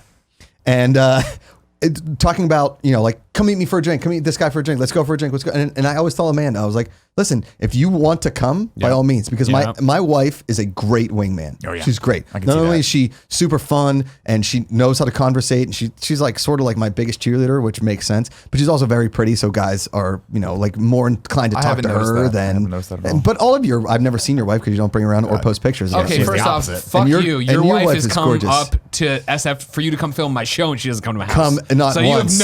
You don't have a leg to stand on. Again, even though we've talked about it a million times, shut up, Nick, that you're the better Nick. Yeah. This is just more examples of you being the better Nick. You're still Nick. Your wife doesn't come to anything. I don't think he's the better Nick. I think I'm just the worst Josh. The thing is, I just don't know where Carboni falls into the equation. Carboni's he can fuck himself. Carboni's he's so good looking. Carboni's the clear glasses version of the both Oh my of God. us. Have you seen him lately? Because he's getting like the peppered side, a little bit of gray on the adorable. side. He's adorable. He's what, so do you not beautiful. like my pepper? You're a handsome man. You're a handsome man in your own right. And I love you and I will forever fight for you over Carboni. But that guy just... Yeah, he's a good looking dude. He's got a little something. Yeah. You know? He's great too. I mean, we're all Italians. I mean, what are you going to do? I mean, that's when you're perfect, you're perfect. Yeah. I mean, we all... Let's be honest. We all got very lucky, including. I'm holding one. I tried to look at you like you were a bratwurst that went bad. That's what I wanted to look like. Oh, don't pick that thing up off the ground. And I was gonna be like, oh yeah, Italians. What do you always call them? Master race. That's right. That's what you're always doing. Oh wow. Yowza. Wow. I don't know that I get bada that. Bing, bada boom. Steer away from that. Ping pong. Ping pong. These are my two friends. Ping and pong. No relation. All right. But yeah, But that's So when you So marriage. yeah, So, how does your so story go with Amanda? he's- Is it when you meet her, do you know immediately? So I have this saying where anybody asks me how I'm doing, I would say I'm living the dream, baby. Of course, You know, yeah. Whatever. And one day I was Kevin says that a lot too. Do you? Then he goes on to And bitch that's about how who I tired like, he is Kevin. and Yeah. how he's all promising home. Greg? We were I having a went nice... to take a call for work. I didn't show back up. Here's the thing too is What are you talking about? when Are we you getting contact drunk from me and Josh? I'm just tired. It's like, God, Jesus. It smells like warm bourbon in here. Good. And I it's will say great. the one time, I think it was the 24-hour or maybe it was the 12-hour. I came up and hugged you, and you were like, "God, you smell like musk and bourbon." I was like, You were putting out heat, dude. Heat. And you know when when you get so drunk you oxidize the alcohol in Yes. your Oh, own yeah. bloodstream Yeah, and it just yeah. starts coming out of your pores. That's what it sounded like. Yeah. So I Sounded like was that's what it smelled like. I was at an engagement party, or sorry, I was at an engagement party for my best friend. I was the best man at his wedding. That's where I met Amanda. Gotcha. And we were like exchanging texts, and I kept trying to be like, "Hey, come meet me at the Comedy Store. Hey, come meet me at the Comedy Store. Come see me in my element." Yeah, right. And she was like, "It's 10 o'clock. Okay, if you want to ask me on a date, ask me on a date." So I did I called her. And I was like, "Hey, it's Josh," and she goes, "I know who you are." And I was like, "Whoa, All right. all right." You're like- I was like, "Hey, I want to take you out to dinner tonight. Are you free?" And she goes, "I am free tonight." And I was like, "Great, I'll come pick you up." So I picked her up, and she tells the story because I showed up in like jeans, like flip flops, and a Penguins t-shirt, a Pittsburgh Penguins t-shirt, and she had like a dress on and like heels, and she was like, "Oh." And then she went inside and put on jeans. She was like, "It's gonna be one of those nights." I was like, "Yeah, sure." Yeah. So we went to this taco place down the corner from her place. It was BYOB, and I brought a bottle of tequila. And so we drank some tequila and whatever. And Brandy, you're a fine girl. You know that song? It's like, Brandy. come on. Yeah, yeah. So I pick her up and started dancing with her. There's nobody dancing. It's not a dancing restaurant. And I'm just dancing. And this woman's like, "Oh my God, you guys are so in love." And she goes, "It's our first fucking date."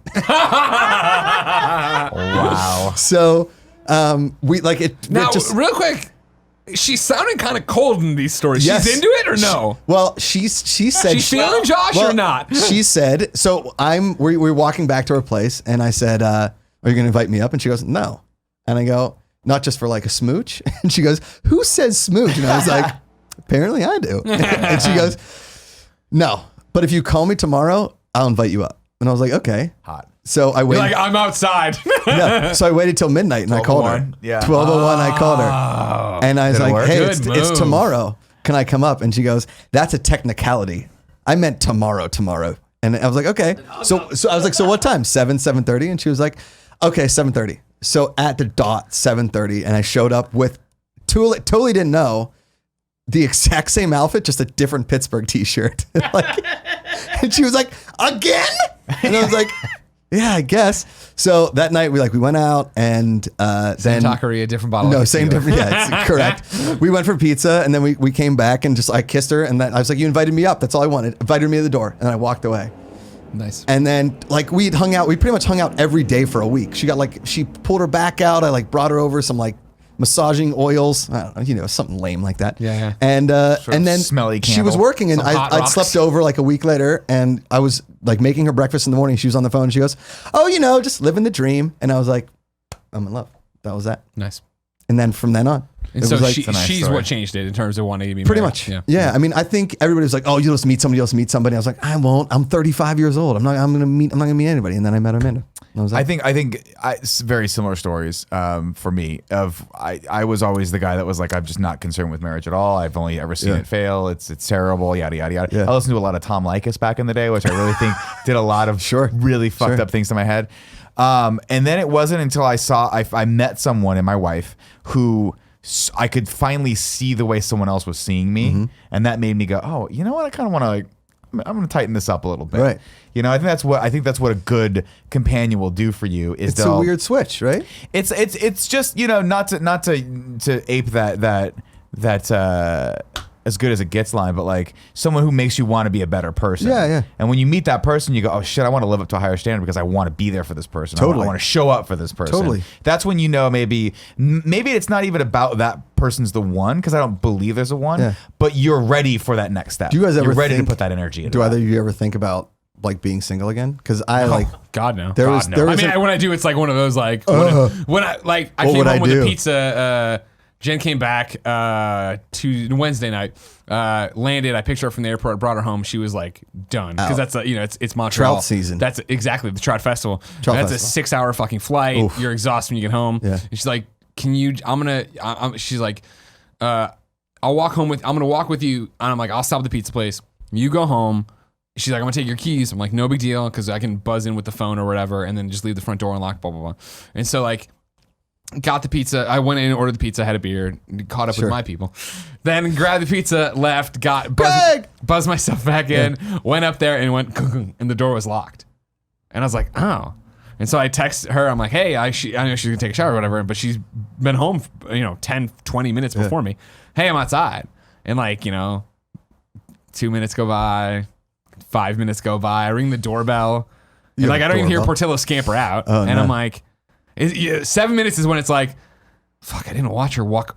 What if she got hit by a car and didn't make the thing? And, blah, blah, blah. And that's when am I single again? It's not like, oh, we're gonna get divorced. It's like she's gonna get hit by a car or abducted with what her do suitcase. I do? Yeah. I think eventually she was just the phone was in another room. God bless her.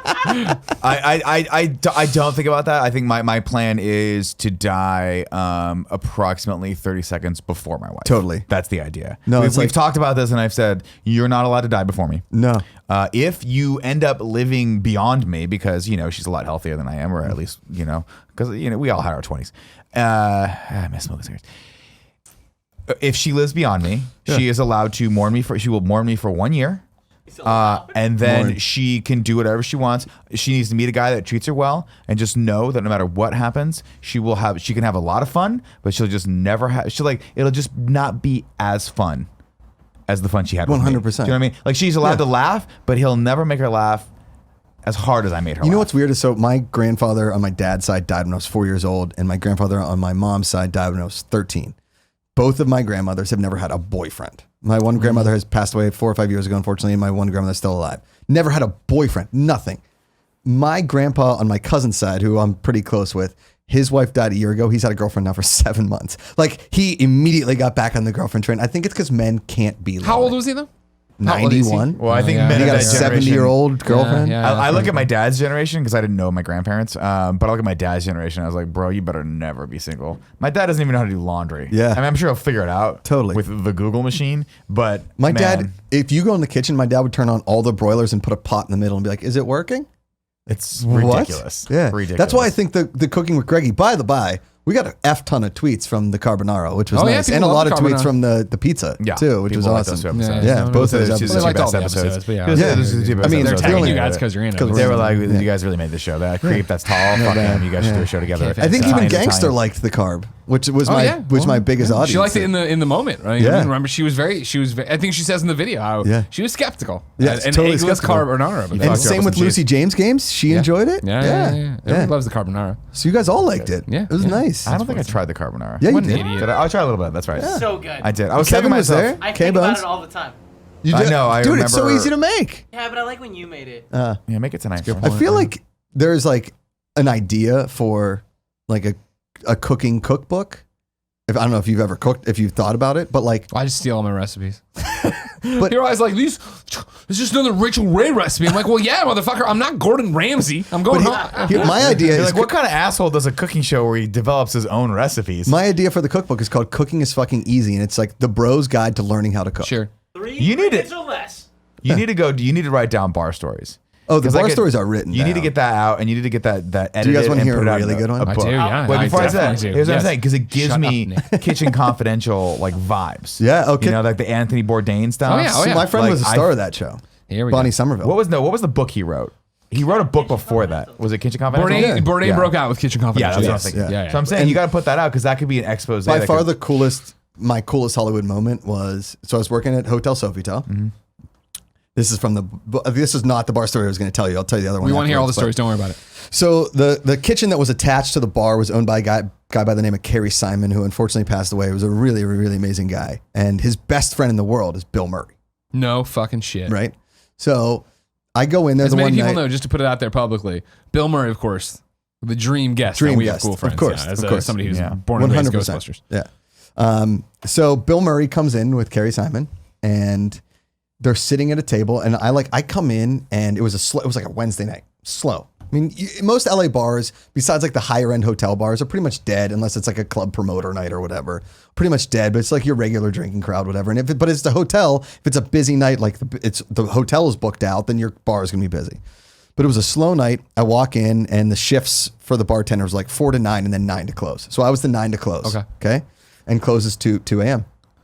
So I stroll in about 8:30 and my manager grabs me and he goes, "Don't freak out because I know you freak out about this stuff. But but I can guarantee you tonight, Carrie will be drinking at the bar and his 2 guests are Bill Murray and Anthony Bourdain." And I was like, get the fuck out of here. Like that day, the night before, I gotten really drunk and had slept most of the day, gone to one audition. This is like the actor life. We gone to one audition and then gone to work at 9 and had watched like 6 episodes of Parts Unknown. Right? Oh, wow. Nice. So I walk in and then at about 12:15, they had this like 9-course meal. They're all laughing. You can hear them laughing. They close down the restaurant.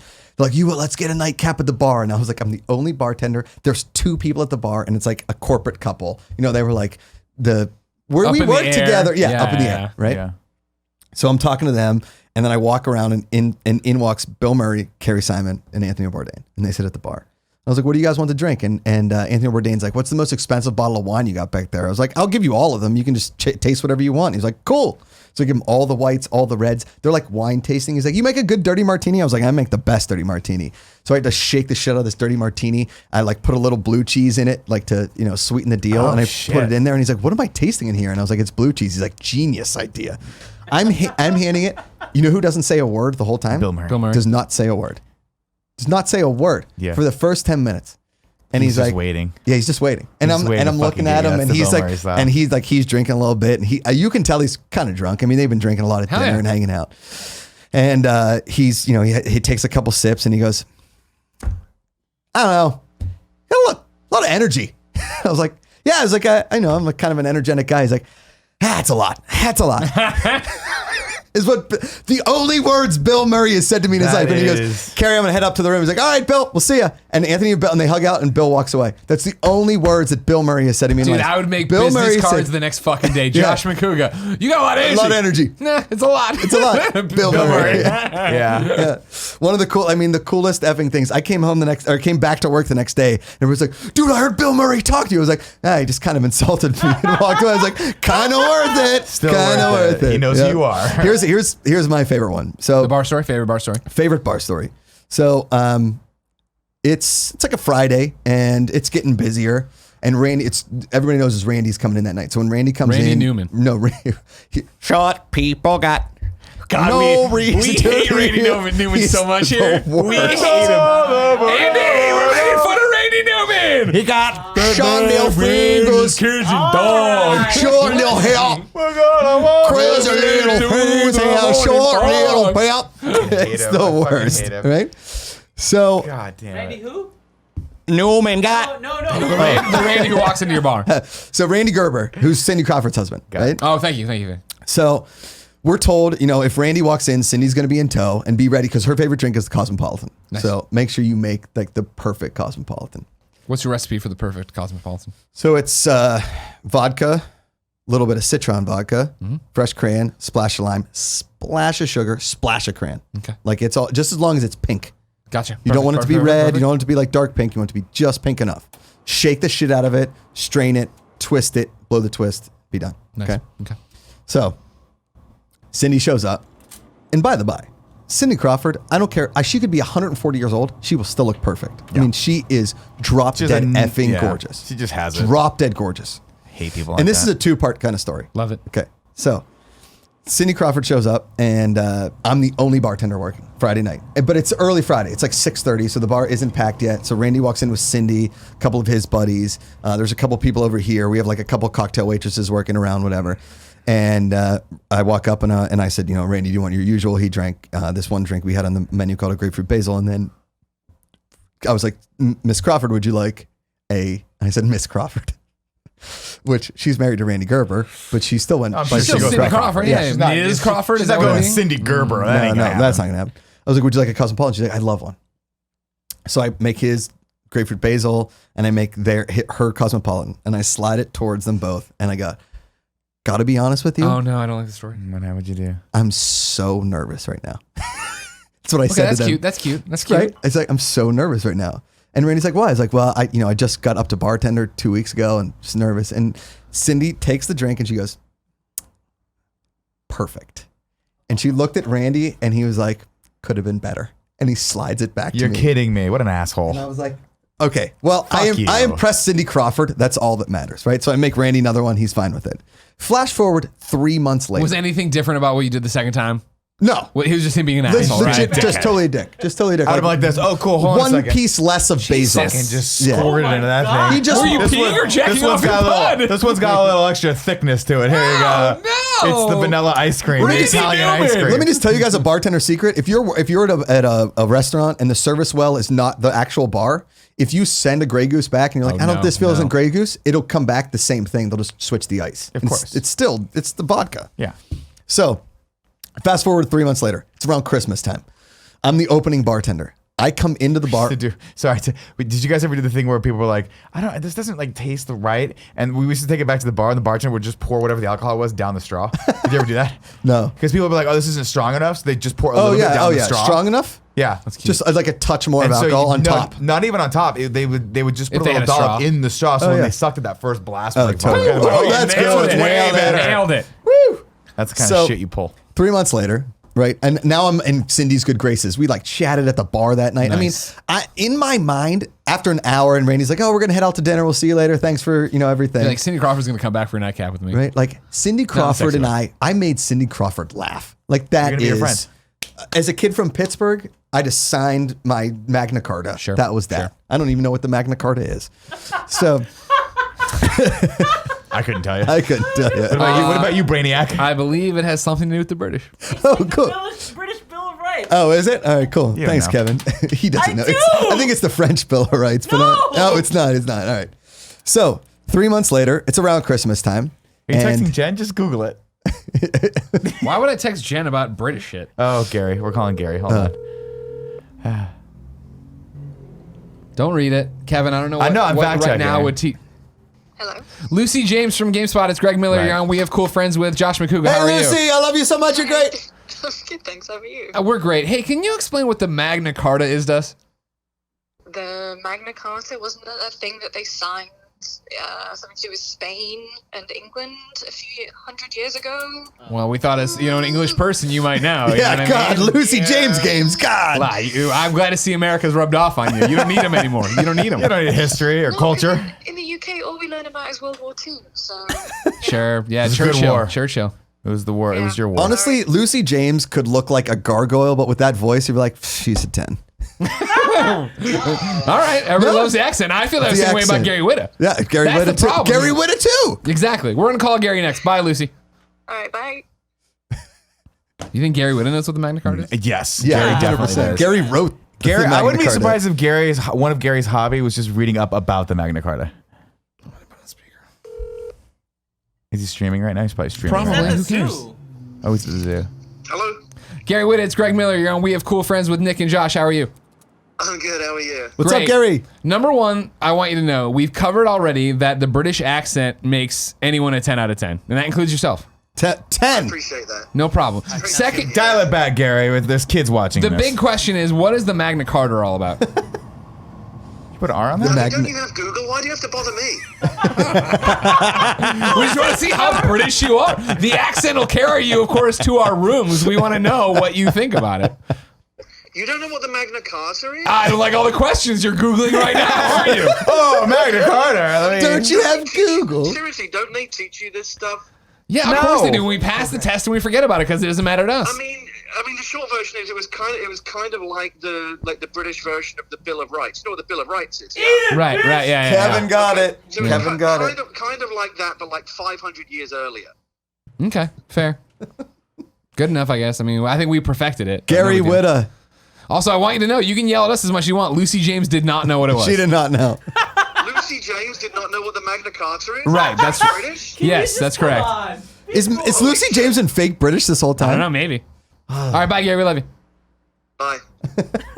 I love having all these British people on I speed know dial. it's He fantastic. didn't say I love you back. You notice that? Bye. No, that's the Gary. but that's the British way too. Nailed it. You did. I will give fuck. Kind of Funny Kevin at Kind of Funny Kevin a big hella. I mean, it's a good one right You there. guys are idiots. Now, a word from our sponsor.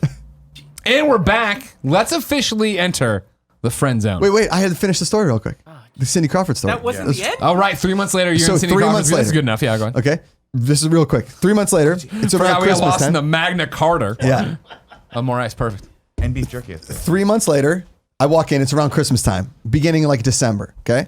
And I remember it because one of our waitresses was a Tiger Woods mistress, so our bar got full. Like, yeah, I swear to God. Wait, I don't want to ask. I'm gonna ask a. Never mind. I'm not gonna ask that. Here's question. crazy part about this Tiger Woods mistress. 6 months later, I was the officiant at her wedding. That's a whole different thing. What Okay. the fuck? What the fuck? You Does know you does can't do let me ask you a question. Does Mr. Tiger Woods' mistress know about this or? He knows. Okay, Yeah, cool. yeah. That's pretty bad. I would. So like, print I that walk out on in. t-shirts. I walk in, and the bar. Usually, when you walk in at 4 p.m. to the bar, all the lights were down, but all the lights were up, and there were these 2 kids at the bar, and they're in the bar, and they're like tossing bottles around and whatever. And I walk in, and I was like, "What the fuck are you kids doing? Get the fuck out of here!" And I screamed it. And I look at the bar, and there is Cindy Crawford, Adriana Lima, and Elle McPherson. They're sitting at the Oh bar. my God. 3 of them. And I look and I was like, holy shit. I'm so effing sorry. I'm so sorry. I didn't know those were your kids. And Cindy's like, it's okay, Perfect Cosmo. Anything for you. And she remembered. Josh is like, I was fired the next day. And I was but promptly fired. Right, Had a great probably. time. Right, got rid of Yep. that right there. Yep. Yeah. Now, Josh Macuga. Okay. Are you ready to enter the friend zone? Let's get weird. Let's start with nanobiologist who asked, what inspired you to dream and aim to be the Jeopardy host? When I was a very young kid, I obviously lived with my parents all year round, but in the summertime I would go live with my grandparents, and my grandparents were obsessed with Jeopardy, and we would watch it every night. That was like, everything stopped when Jeopardy came on. And I remember saying to my grandma and my grandpa and everybody, man, what a cool job it would be to ask people questions all the time. And my grandfather said, you ask me questions all day long, you might as well get paid for it. And so when my mom asked me what I wanted to be years later, I said, I want to be Alex Trebek or a regular at a bar. And then we stopped watching Cheers and kept watching Jeopardy. Yeah. That's amazing. There you go. Here's my Thanks, buddy. follow-up question to this. Go. Again, Sweet and hot. I love you. You know this. I love you think too. you're incredibly talented. I hope everything you do down south fails. You move up here and we get to hire you. You live on your brother's couch. You work with us every day. Of course. This isn't an insult. Okay. And stick with me on my line of reasoning. Okay. I'll get you. It's gonna be an insult. Do you think? No, this is legit, like host to host question. Do you legitimately believe you're going to be the Jeopardy host? My reasoning behind it is when I first got introduced to you and like met you and hung out with you, and then this Right. thing popped up. Oh, that's an awesome thing, and you told me the story of meeting Trebek and all that stuff, and that's on the podcast from way back in the day. Yeah.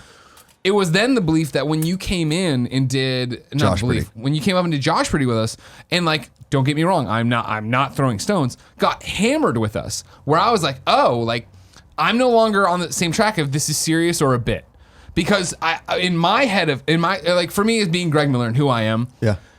I said goodbye to opportunities when I decided I'm going to be myself. I'm going Right. to do it how I want to do it, and blah blah blah blah. And that meant that I'm never going to be X, Y, and Z official, like this kind of thing. Like it's the same thing. Like I remember once, stick with me. It's a walk for no reason. It's a walk. But It's a good walk. I did not EA Play, but I did something else where it was Star Wars, and somebody came back to me and asked, "Would you like to host this thing for Star Wars?" Kind of funny fans tell me what it was because I don't remember. It wasn't EA Play. Yeah. Years ago now. I said, yeah, of course I would. And they came back and like, cool. Weeks later, like, cool. We're all set to go. Sign the contract. Just so you know, the reason it took so long is because Disney had to approve you. They went through all your stuff and they said you're fine. And I was like, shit, fucking Disney thought I was fine based on everything I just fucking said and did. Like that's crazy. Because No, like, you look exactly. at my shit, Have I'm they like, heard of the Grappler? the Grappler, hypothetical abortions. I'm all over the map. First off, Disney has a lot of resources, but there's no way they watched every hour of thing you ever said. They have And enough again, employees. I do think that like there is an argument to be said for when any of us here make a joke and it's like, well, there's a library of content. Clearly, they're in a very specific space making a joke. Well, I will say this. Do I believe? I wouldn't keep doing what I'm doing if I didn't believe it. Do I think that my personality is exactly perfect for Jeopardy? Absolutely not. But I think that that's the point. I think that a game show should evolve a little bit. just with a little more personality. I'm not going to change the gameplay. Sure. I just think that. Yeah, of course. I just think that. A little more fanfare in it. Yeah, I just think I was put on this earth to do a lot of things, but one of those things is, I be the host of Jeopardy, and I think that.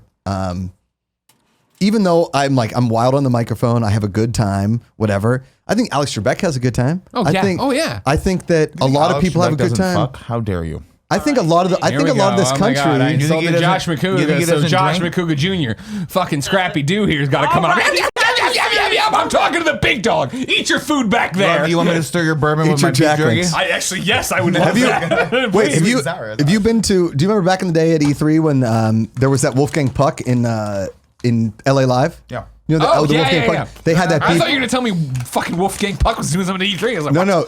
the Wolfgang Puck has a beef jerky rum vodka drink that's incredible. amazing. Dude, some of the best old fashions I've had are we have candied bacon, we have a So beef jerky good. piece in there. Yeah.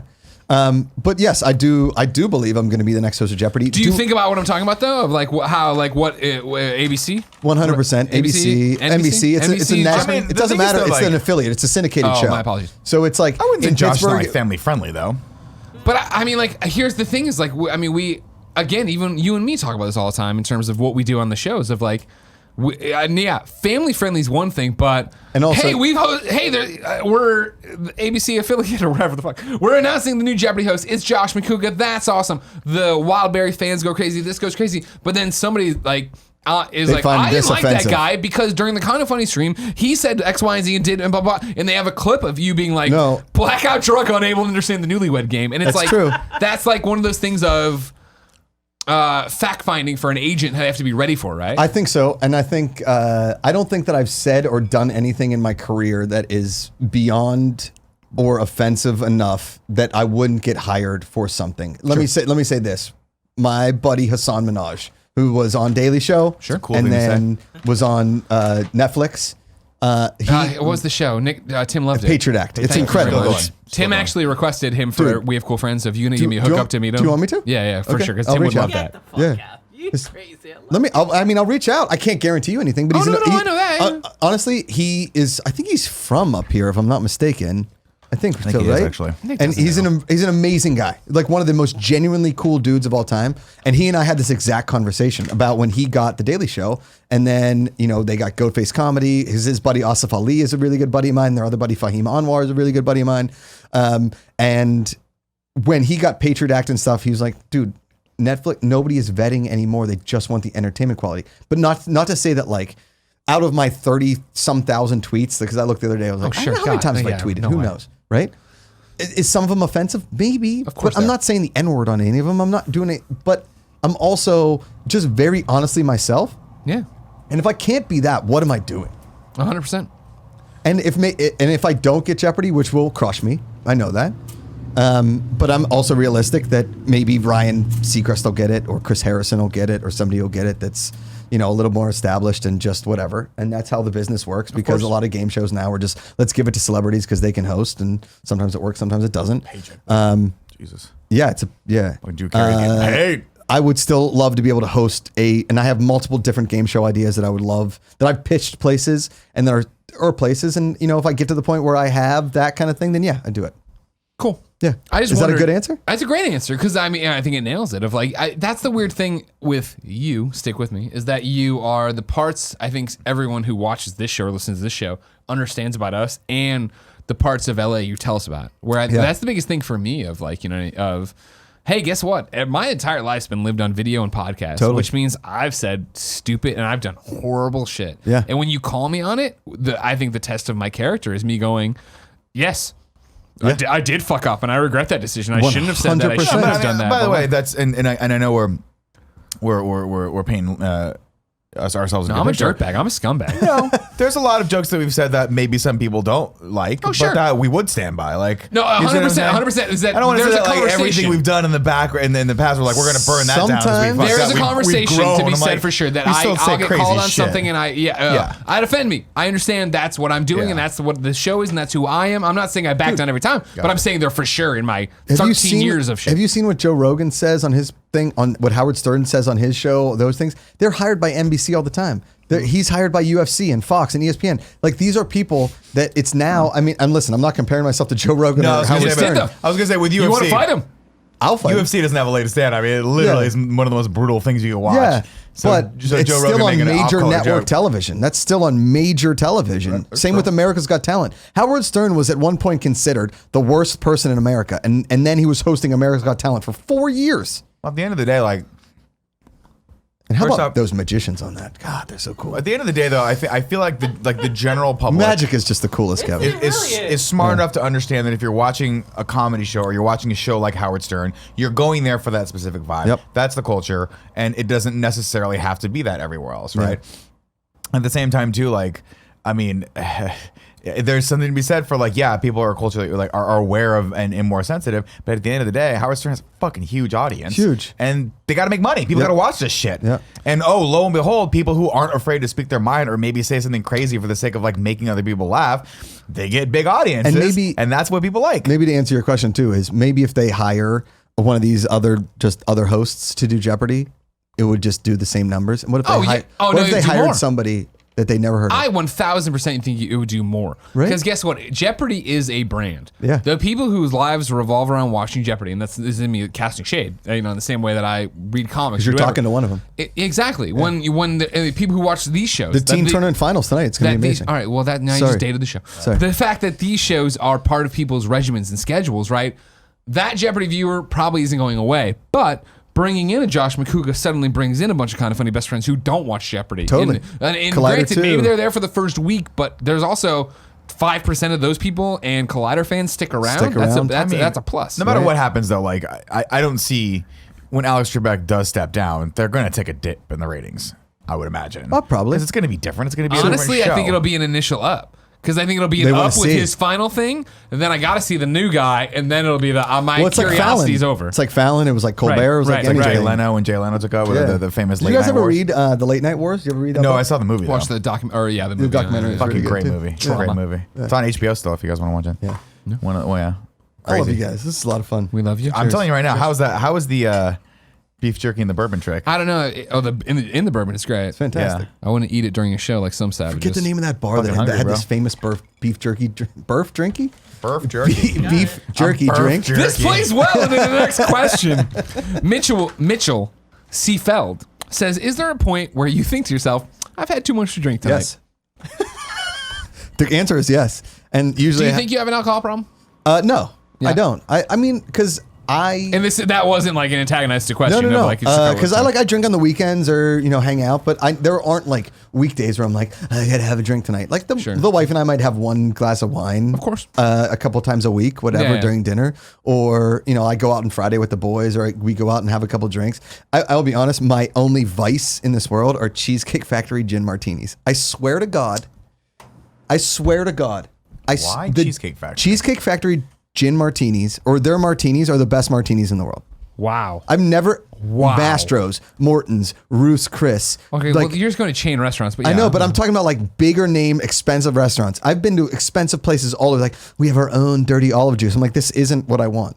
The dirty gin martini at the Cheesecake Factory with a couple blue cheese stuffed olives in the martini is absolute perfection. And here's my question for you. Okay. And this is a callback to earlier. You said that, you made this amazing martini, the best martini. What is your recipe for a dirty martini? Because I wrote that down as a note. And I want you to know, as everybody knows, I don't usually take notes, but you've said interesting things. So are you a Rob. vodka guy or a gin guy? I'm a vodka guy. Okay, that's fine. Okay. I would recommend either Kettle or Tito's. Sure, I love kettles and I love Tito's. Okay. And Tito's is what's in the freezer right now. So Tito's is the best, in my opinion. And it came on the scene real late. Sure. It's one of that, it came in what they call the vodka rush. Did you remember when that happened? Sky, New Amsterdam. Where it all was that like shit. vodka. Yeah. It was Yeah. vodka, everything, because everybody was drinking vodka. And gin hasn't made a rush yet. I mean, they're trying to make a rush, but if you came up with a gin brand that people were psyched Isn't about. aviation kind of coming up? Well, it's Ryan Reynolds because he's everything. Yeah. But like I'm allergic to Bombay Sapphire because there's a certain nut that they put in there, like a berry that I'm allergic to. So my skin, it looks like I went tanning when I drink it. That's cool. That's a But bonus. so if I use Tito's, you take a whole, like a giant consumer jar, like a Costco jar of the pimento green olives. Okay. Right? Yeah. Pour that into a blender or like a magic bullet or whatever. All you the want. olives. No, just the juice, like drain the juice. Cool. Okay. And then put like 2 or 3 ice cubes in it, and then just blend it up. So you'd like a mild bit of water in it, and then just throw it in a squeeze bottle. Nice. I see where you're going. Keep that in your fridge. I see where you're going. Okay. Keep that in your fridge. Then you take your Tito's, throw it in your shaker tin, and now I don't like the shaker tin with the top like what that you would buy at a like a Amazon. Anyway, correct. That's what whatever. I have. Yeah. I want the big tin and the small tin, so you put them together like a bartender. The 2 cups. Yeah, right? yeah. Okay. The 2-cup tin, and I want you to shake the shit out of that. Okay, with just the vodka and the ice. How much vodka are you putting in? I would put like 2.5 ounces. Okay, cool. In it. Yeah, yeah.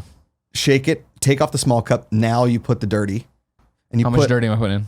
Like half if it's an in a ounce? squeeze bottle, like a. Okay, cool. Okay. Cool. Yeah. Shake the shit out of that again. So the liquor's already cold. Now the hard stuff is already cold, or the olive juice is already cold. Put that in, and then you strain it perfectly. So you want those little ice chips in it. So the first few sips have the ice chips. Never, if you go on a good dirty martini, you don't put vermouth in it. Oh, thank you. I agree with that 100%. Never. I, of course, as every cocktail I've ever learned, I learned this from Eric Castro, who you know from Fall Leader and a whole bunch of different shit.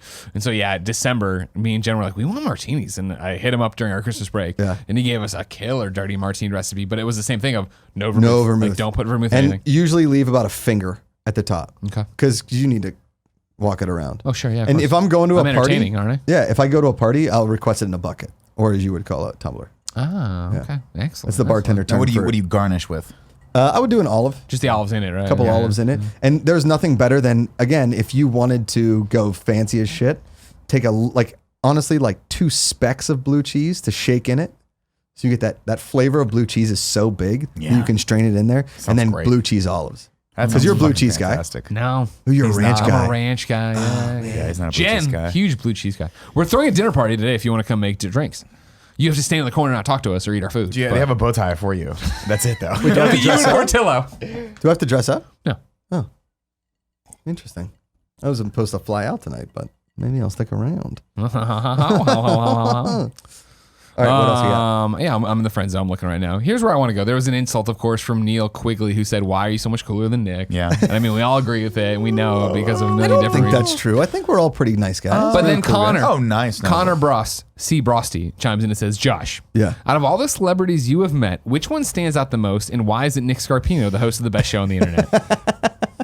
But for real, like you Who does stand out with celebrities? you have these bartender stories that you need Yeah. to write. I agree, or you do need to option into some kind of weird storytelling podcast thing, whatever you want to do. You write the book But it's first, also get like it when you published. came on and did the carbonara on Cooking with Greggy, it was like, this is the thing Chrissy Teigen said was too unhealthy for a cookbook. Totally. And we're like, what? And you tell the stories of delivering food. Like, you are in LA, and like you're in LA in such a LA way, if that Totally. makes sense, of like where you're not part. You start there not being part of the world, but you infiltrate it in such an interesting way.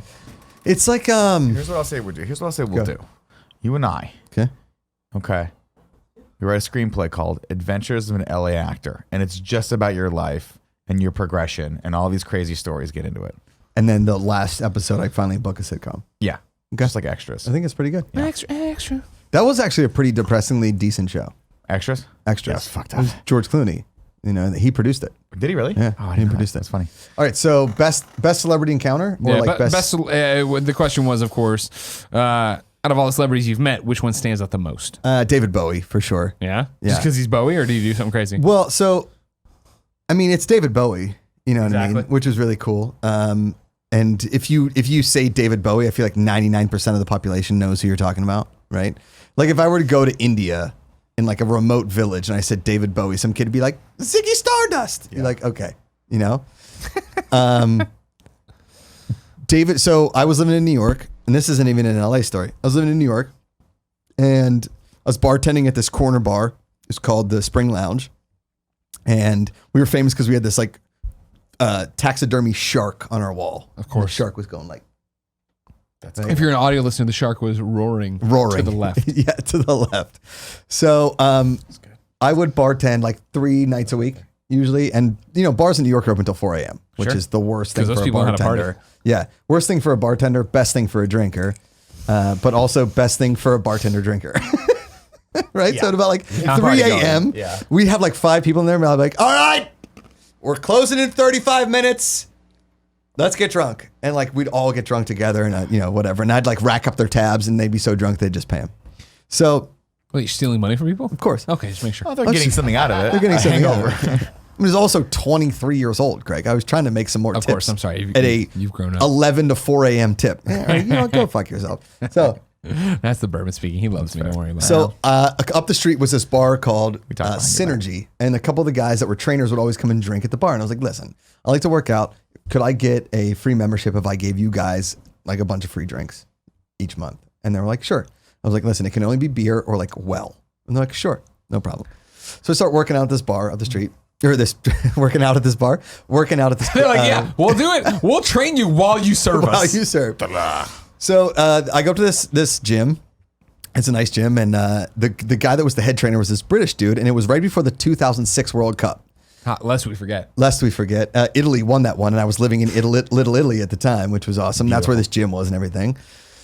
And so, like second or third week I'm there, we're all watching some like pre-highlights of like teams getting pre-mode for the games and everything. And England had this guy named Crouch. His last name is Crouch, and he did the robot when he scored a goal. He was real lanky. And I'm like, oh, that dude's sick. And this British guy behind us goes like, oh yeah, that guy's fucking great. And that was Australian. That's my bad. And I turned. Governor, that guy's fucking great, ain't he? Thank you, mate. Sure makes the Queen happy. It's me, Toby. So Mr. Harry I turn King, around and Toby, this guy's got a hat turned like way down low, like cool Greg style, right? Like way down low. And it's David Bowie. And he's like, I'm here to work out with Liam. And I'm like, oh, Liam. And he looked at me, and he looked at him, and then he looked at me, and I was like, yeah. Wait, Bowie. Sorry, for the listeners, I just mouthed Bowie. And I was like, yeah, it's David Bowie. So we're watching him do. I was like, man, I'd love to watch those games with you guys because I don't ever watch World Cup games with any real soccer fans. And so David Bowie's like, we should all watch them together. And I was like, yeah. I mean, We're moving together. Fuck yeah. So first game is England versus Sweden. And there's this English bar. I was living Wait, how many days later is this? A week later. Okay. And so my apartment that I live with my buddies that I described earlier was like in Little Italy area. And did you see the movie with Christian Haydenson, by the way? No. What's Anakin Skywalker? Hayden Christensen. Called Little Italy No. with Emma It's Roberts. not good. On the the way home, watch it, please. Okay. I'll It's pay a for short it. I'll film. pay for Going it. to be Oh able no, to it's a find real it. movie. Oh, it's a real movie. It's terrible. It's so good. Okay, it's so good. Greg loves Do it. not do it. He tried it. Greg tried it. We were on a flight back from like Kansas City or something. Wait, is he doing it in New York accent? Hayden Christensen In is? Toronto. I forget where we were, but you were trying to get me so hard. To And you watch watched that it on your movie. own? No, I never seen it before. Oh my! I never watched it. It's I've fucking never watched terrible. that shit. It's terrible. So we walk to this bar, and it's actually a Swedish bar, which is weird. Fair. So there's a ton of Swedish fans, and there's like this like corner of English fans, and it's me and Bowie and this guy and like a couple other buddies, and he orders us drinks, and Bowie's like, I'll have a cranberry juice, and I was like, I'll have a beer, I guess, and the other guy orders a beer, and Bowie's like, yeah, I don't drink anymore, and I was like, yeah, okay, no worries, man. You lived your life. Yeah. And I was like, are you going to pay? I was like, I legitimately said, are you going to pay for our drinks? He's like, of course, mate. I was like, all right, cool. So Bowie goes to the dick thing yeah, I know. He's But, 23-year-old I'm Josh. 23 years old. He's fleecing people at night. But also during like the workout week, me and Bowie become buddies, and he knows that I'm just a smart ass, right? Okay, cool, and I cool, figured cool. out that he's David Bowie, and it's like it's fine, whatever.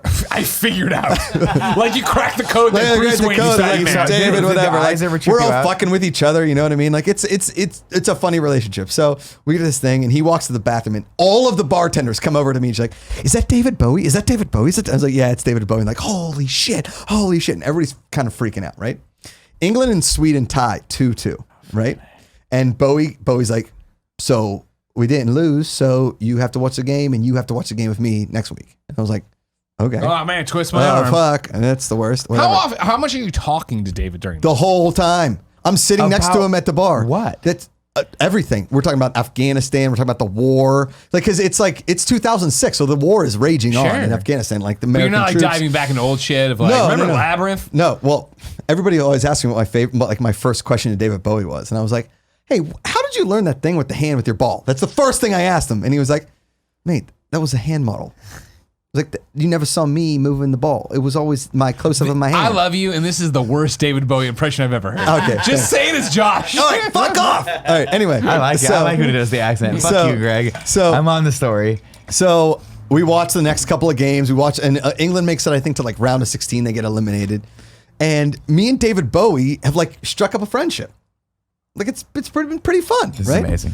And I live right down the street, and he'd be like, "Hey, me and the wife are having some people over. Do you want to come over?" I was like, "Yeah, sure." It's me, David Bowie, Iman, some like designer I didn't know, Paul fucking McCartney. I would be like, I gotta go. I can't stay in this fucking apartment. I am not worthy of this place. It's Paul fucking McCartney. If I walked in, if I thought I was gonna hang out with David Bowie, Right. and I walked in and fucking Paul McCartney was there, I'd be like, no. Yeah. No, Paul, you gotta leave. Dude, you gotta do you fucking remember leave. you're It's on not the enough. There's like Simpsons? there's 16 people at a dinner party, and it's like 2 random guys from the neighborhood, and then just ultra successful famous people, and we're all sitting a around. fucking Beatle. And yeah, and a A Beatle. knight. He's a right? knight. It's Sir Paul McCartney. And they are listening to me tell stories about college, and I'm entertaining them. I'm be like, so I'm like there, right? And this girl's like, quit smoking cigarettes, and David Bowie's like, how many cigarettes did you smoke? I'm like, a lot. He's like, yeah. Like we're like everybody's yelling. Imam, by the way, Imam is the coolest person ever. Like she is so effing cool. Okay, so we're buddies. We're hanging out. Like he would invite me to those 944 parties where it'd be like David Bowie and Imam, and like there'd be a right shoulder, and it would have been my right shoulder in the picture. Like, they like got in close. Like David Bowie and Imam, like, hey, that's my jacket. That's my Crop jacket. out this rando. Yeah, clock out this guy. So it's about like 4 months later or so, and I told David, I was like, hey man, I'm moving to Los Angeles because it was like right around the time I was moving, and he's like, I hate Los Angeles. I hate that place with a passion. I'll never come visit you. I was like, all right. I was like, well, if I come back to New York, I'll send you an email. I was like, please do. It'd be great. Like, no problem. And he's like, I got to be honest with you, man. Like, I look in this mirror, and when I feel like when I came to this gym, I was something, and now I'm feeling some real changes. And I go, changes, turn and fade. And he goes, fuck you. And he walked out of the gym. He was like, one asshole would say that to me, and it's you. And he walked out of the gym, and we had a good laugh about it. Oh, and that was no, he didn't care. He was just like, I made a joke about changes, and that was that. And then that was the last time we hung out. And I like moved, and I never saw him again. He passed away. Oh, so Yeah, that's because cool. I didn't get back to New York much. Yeah. Yeah, well, why would you? You're in LA, the promised land. Yeah, exactly. That's It's all crazy. perfect there. It's all fucking manna from Everybody heaven. always asks like, would you ask about like Ziggy Stardust or this? And I'm like, I asked him about that Labyrinth ball. To be honest with you. I mean, that's the thing. I would be like, I don't know enough about David Bowie to ask him deep questions. No, about his I know life. nothing. I know Ziggy Stardust and Labyrinth, and that's it. And I would just be like, what did you do yesterday? Yeah. What And when did you do the day I before met yesterday? I met Duncan Jones. Hey, what about 3 days ago? I met Duncan Jones when he was doing the press tour for Warcraft. Didn't they have a strained relationship? They had kind of a strained relationship. Who's Duncan Jones? His son is estranged. Not really estranged. Zoe son, Bowie, but they made They up. mended it, yeah. Yeah, they mended it. Duncan later in Jones did life. Moon. It was like, Yeah, No, the guy that we got. he did Warcraft, World of Warcraft. Yeah. But our friend Andre Lima Aru, who put us in the comic book, we pushed him to work with Duncan Jones. Right. Yeah, it was through a fan compcompetition. there you go. I fucking love him. And Duncan Jones, super nice guy. And after the interview, I didn't do it on camera. I said, hey man, when I lived in New York, I was really good friends with your dad. And he's like, he was a great guy. I was like, yeah, he was. And that was that. That's awesome. Yeah, it's cool. Now, Josh, what I want you to know Okay. is that any traditional interview would end with this story. Okay. Because it's too good. Okay. So that Good was story. amazing. You Yeah. said it so high. But we are no traditional No, interview here. we have beef jerky in our drinks. I want to ask one final question from here and then pair it with one of my own that Okay. I think are in the same vein and I think are important for the audience and your audience and every other audience to know. Jack Schultz writes in and says, what do you think is your greatest failure and how did it help you get where you are today?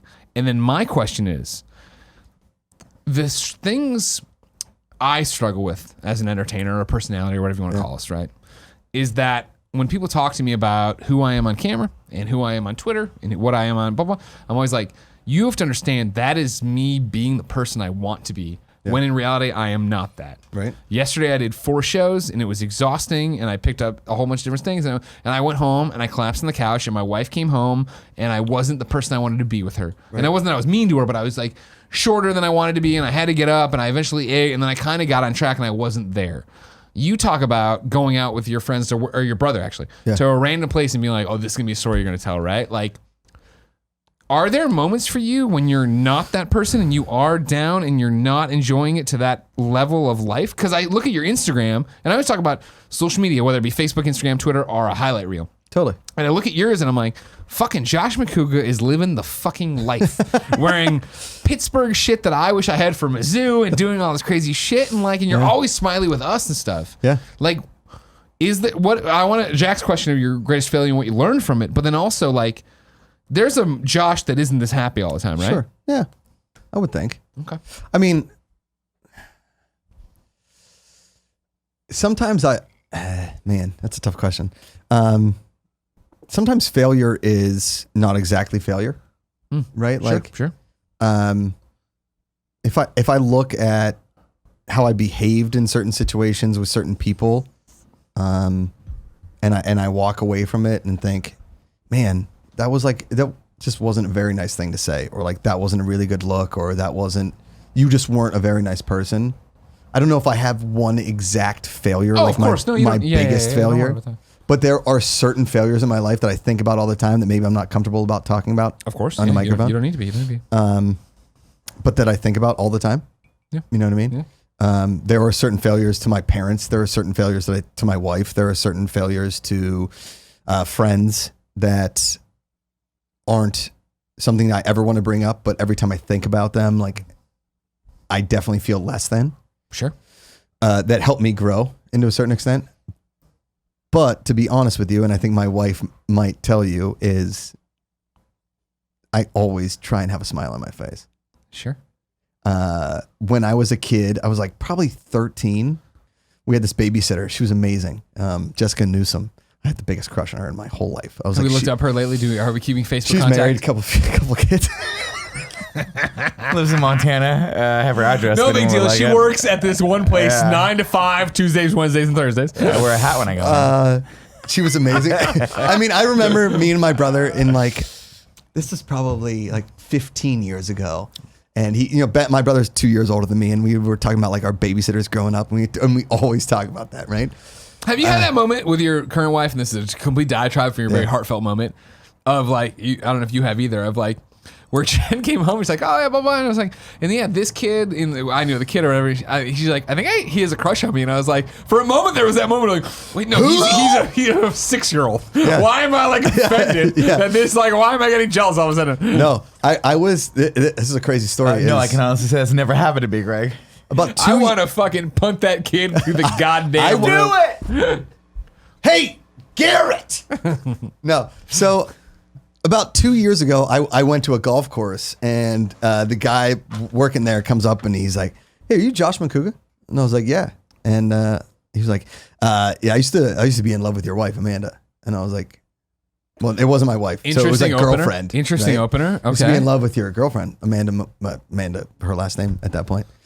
And Macuga. no, her name was Gordon. Her last name was Gordon. We don't have to give away all these Sorry. secrets. I was. I've had a What's her social security, by the way? Too much bullet. And I was like, cool. And I was like, he's like, yeah, she's great, and looked like right in my eyeballs. And I was like, so what? Am I gonna fight this guy? Yeah, gotta No, kill Pull you. yeah, out like a 9-iron and give him the Have to old kill you. jam in the thing? No, because I think if you don't get jealous, then the relationship isn't working.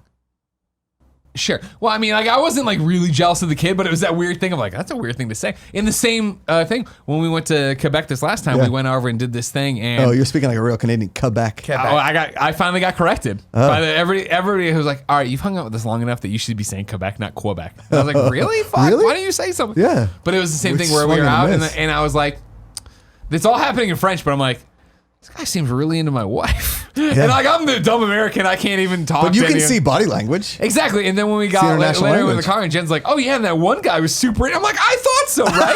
But I wasn't even jealous then Right. because like I Oh, get no. it, like I got it. But if like for the kid trying to get my No, like wife's when you're in a attention, conversation with somebody and your wife, and he won't even acknowledge you, I know that Been he's there. into my wife, Been there for and sure. I'm always Yeah. just kind of like, hey. Yeah. You give a little slap. Say Like, like this. But big here's the time thing: nuts. in my life, I've never been in a physical fight outside of with my brother. Like when we were kids, just like headlocks, whatever. Yeah. I've never been in a physical fight in anything. One time in college, some like dudes were getting in a fight outside of a frat house, and I like jumped in and like I punched a guy, and I was like, ugh, and I ran away. I don't like I this. don't like this. This is a little too aggressive. Yeah. Because fights are not like they are in movies. It's not like Banshee where it's just like, gah, gah, gah, gah, gah. Like if you get hit in the face real hard, It hurts You a lot. you go down. Yeah. Nick, what's Banshee? I don't It's know. a Cinemax show. Okay, thank you. By the way, you guys would love Banshee. It is. I don't Hold know if on. you're Okay, following my so content. The Boys, which comes out in a few Yeah. weeks, Yes, The Amazon show. Hold on, yeah, Jack Which- Quaid. I'm all about it. which I've seen all of them now. Are they good? You seen all the boys? I can't. I'm not alled to say anything. How'd you see all the boys I'll already? tell you after it. I burped bourbon. Sorry. That came over. When this did right you there. have watermelon? First off, I've been on the other side where you burped the beef Did you jerky. have a in my thing. cantaloupe? I feel like we all had I'm kidding. Chipotle, You make right? fun of me. Can we have Chipotle? No, I had a pork chop. It was cool. Oh fuck, Kevin, am I still talking into the microphone? Hey, Barry. Oh, Barrett's Barrett. over Oh, there. Barrett. Sorry, man. I love you, buddy. Now, with all due respect, Barrett. Hey, real quick, You though. understand that I'm the only one who has really good eyeline on you. So It's true. I was aware of Tim getting engaged, but I didn't know that Barrett was getting engaged. So Barrett, congratulations, man. That's Thank you. amazing. Thank you. By the way, what you're doing is really an amazing thing. It's really, really cool. You're making the best decision in your life. It's really fun. And if you play your cards right, maybe one day someone will walk up to you and say they really are still in love with your fiance. Yeah. I mean, won't that be I'm the not best? going to confirm nor deny that's already happened. Yeah. So. Shit, I'd Shit, be like, good fuck. for All right, you. cool. No, so the Amanda like crush thing, that whole thing. So Yeah. I get in the cart and we drive off, and my buddy's like, "Yeah, do we like go back and beat his ass?" Or? Well, yeah, to be fair, it's a very odd thing Yeah. to say to someone. Totally. That is very uncouth. Yeah. Like that's basically saying Maybe like I you- still have feelings for your girlfriend, and if you Totally. ever fuck up, like I will. But he didn't be like, fuck you over. I had a crush on your wife. I was in love. Like, with you. Cool. I was bye. in love with your girlfriend. Yeah, which means I'm still in love with your girlfriend. By the way, that's what that means. What? Yeah. Also, I still don't think I've never met your wife, but I still don't think your wife likes me. My wife adores you. I feel like All it was, what you're getting hung up on is that Jen does. There's two versions of my wife for public consumption, right? That like that interacts with other people. Where it's either party Jen Okay. or mom Jen. Okay. And so when she's like, I've watched Josh on his shows. He drinks a lot. Do I need to be mom Jen to him? And when you're in that mom mindset, exactly of like, does this guy drink enough? When he comes, he's like, I make a carbonara with no eggs or milk, whatever it was. No cream. No cream. No cream. And she's Oh. like, oh, I'm the mom. Yeah. Does he? And then she ate it. And once she ate it, she's like, all right, he's cool. Yeah. I'll check out every Well, decision. because we also drank a bottle of white wine in the first 10 Well, minutes. that's what we do there. You know what I mean? Yeah. That's how cooking with Greg works. Yeah. By the way, that continued to the next episode. Oh, good. Greg was just Yeah. cannonballing that fucking Yeah. thing in the next one. I don't think he left. I think he was there for that Oh, I episode. know. No, Those over there, I just what wanted are the one. pizza? Yeah. That's Yeah, right. That's what we all were. And then I went to lunch with Tim and Gia. and Gina and got ham boned. And then got in an Uber, went back to my brother's place, and my in-laws were there, unknowns to me, because my wife was hanging with my brother and my sister-in-law. They're like, Josh. And I was like, I've been working so long. Gia, Tim, and I had like 3 old fashions apiece. Gia was crippled. Yeah. Tim was like, I'm feeling pretty good. And I was like, I've already had 6 bottles of wine. And then I got in the Uber, and the Uber guy was like, hey, man, you all right? I'm like, just get me to St. Carlos. Just get me there. Just fucking get me there. He's like, it's 11:30. I was like, he's like, no, it's 3 o'clock. I was like, it's 3 o'clock? Where did the time go? Holy shit. Yeah. But back to the you're question. not happy all the time. No, back to the question. My biggest failure is hard to like lock down, but I have a lot of failures in my life that I know about. And as far as being happy all the time, honestly, yeah, I am happy all the time. That's awesome. I smile as often as possible. I try and make everybody's life as bright as possible because there's too much darkness in the world to not be bright. Yes, Josh Macuga. That's what everybody should do. You are one of our cool friends. Thank you Hey, so thanks, much for man. coming in here on episode 4, setting the record for the longest episode. Crushing Is that a Anthony good Rapp. thing? Anthony Rapp did 1 hour and 16 minutes. You came in here like, nah, I'm Josh Macuga. Should we not have done this long? No, we should totally should have. Are you kidding me? We can keep going if we wanted to, but I got to pee. So that's Yeah, a let's do it. normal Let's place to end end the show. Ladies and gentlemen, what do you think of Josh Macuga? If you say nice things, say them in the comments below. If you say mean things and you're listening on audio, roll down your window and yell them outside of your car. Woo! Josh, where can people keep up with you? Just at Josh Macuga. I post everything I do on my social medias, Twitter, Instagram, the Josh Macuga Show on Facebook, but I don't do a lot of Facebook anymore. So just Twitter and Instagram. Hell yeah. Ladies and gentlemen, we'll be back next Monday with a brand new We Have Cool Friends. But until then, it's been our pleasure to serve you.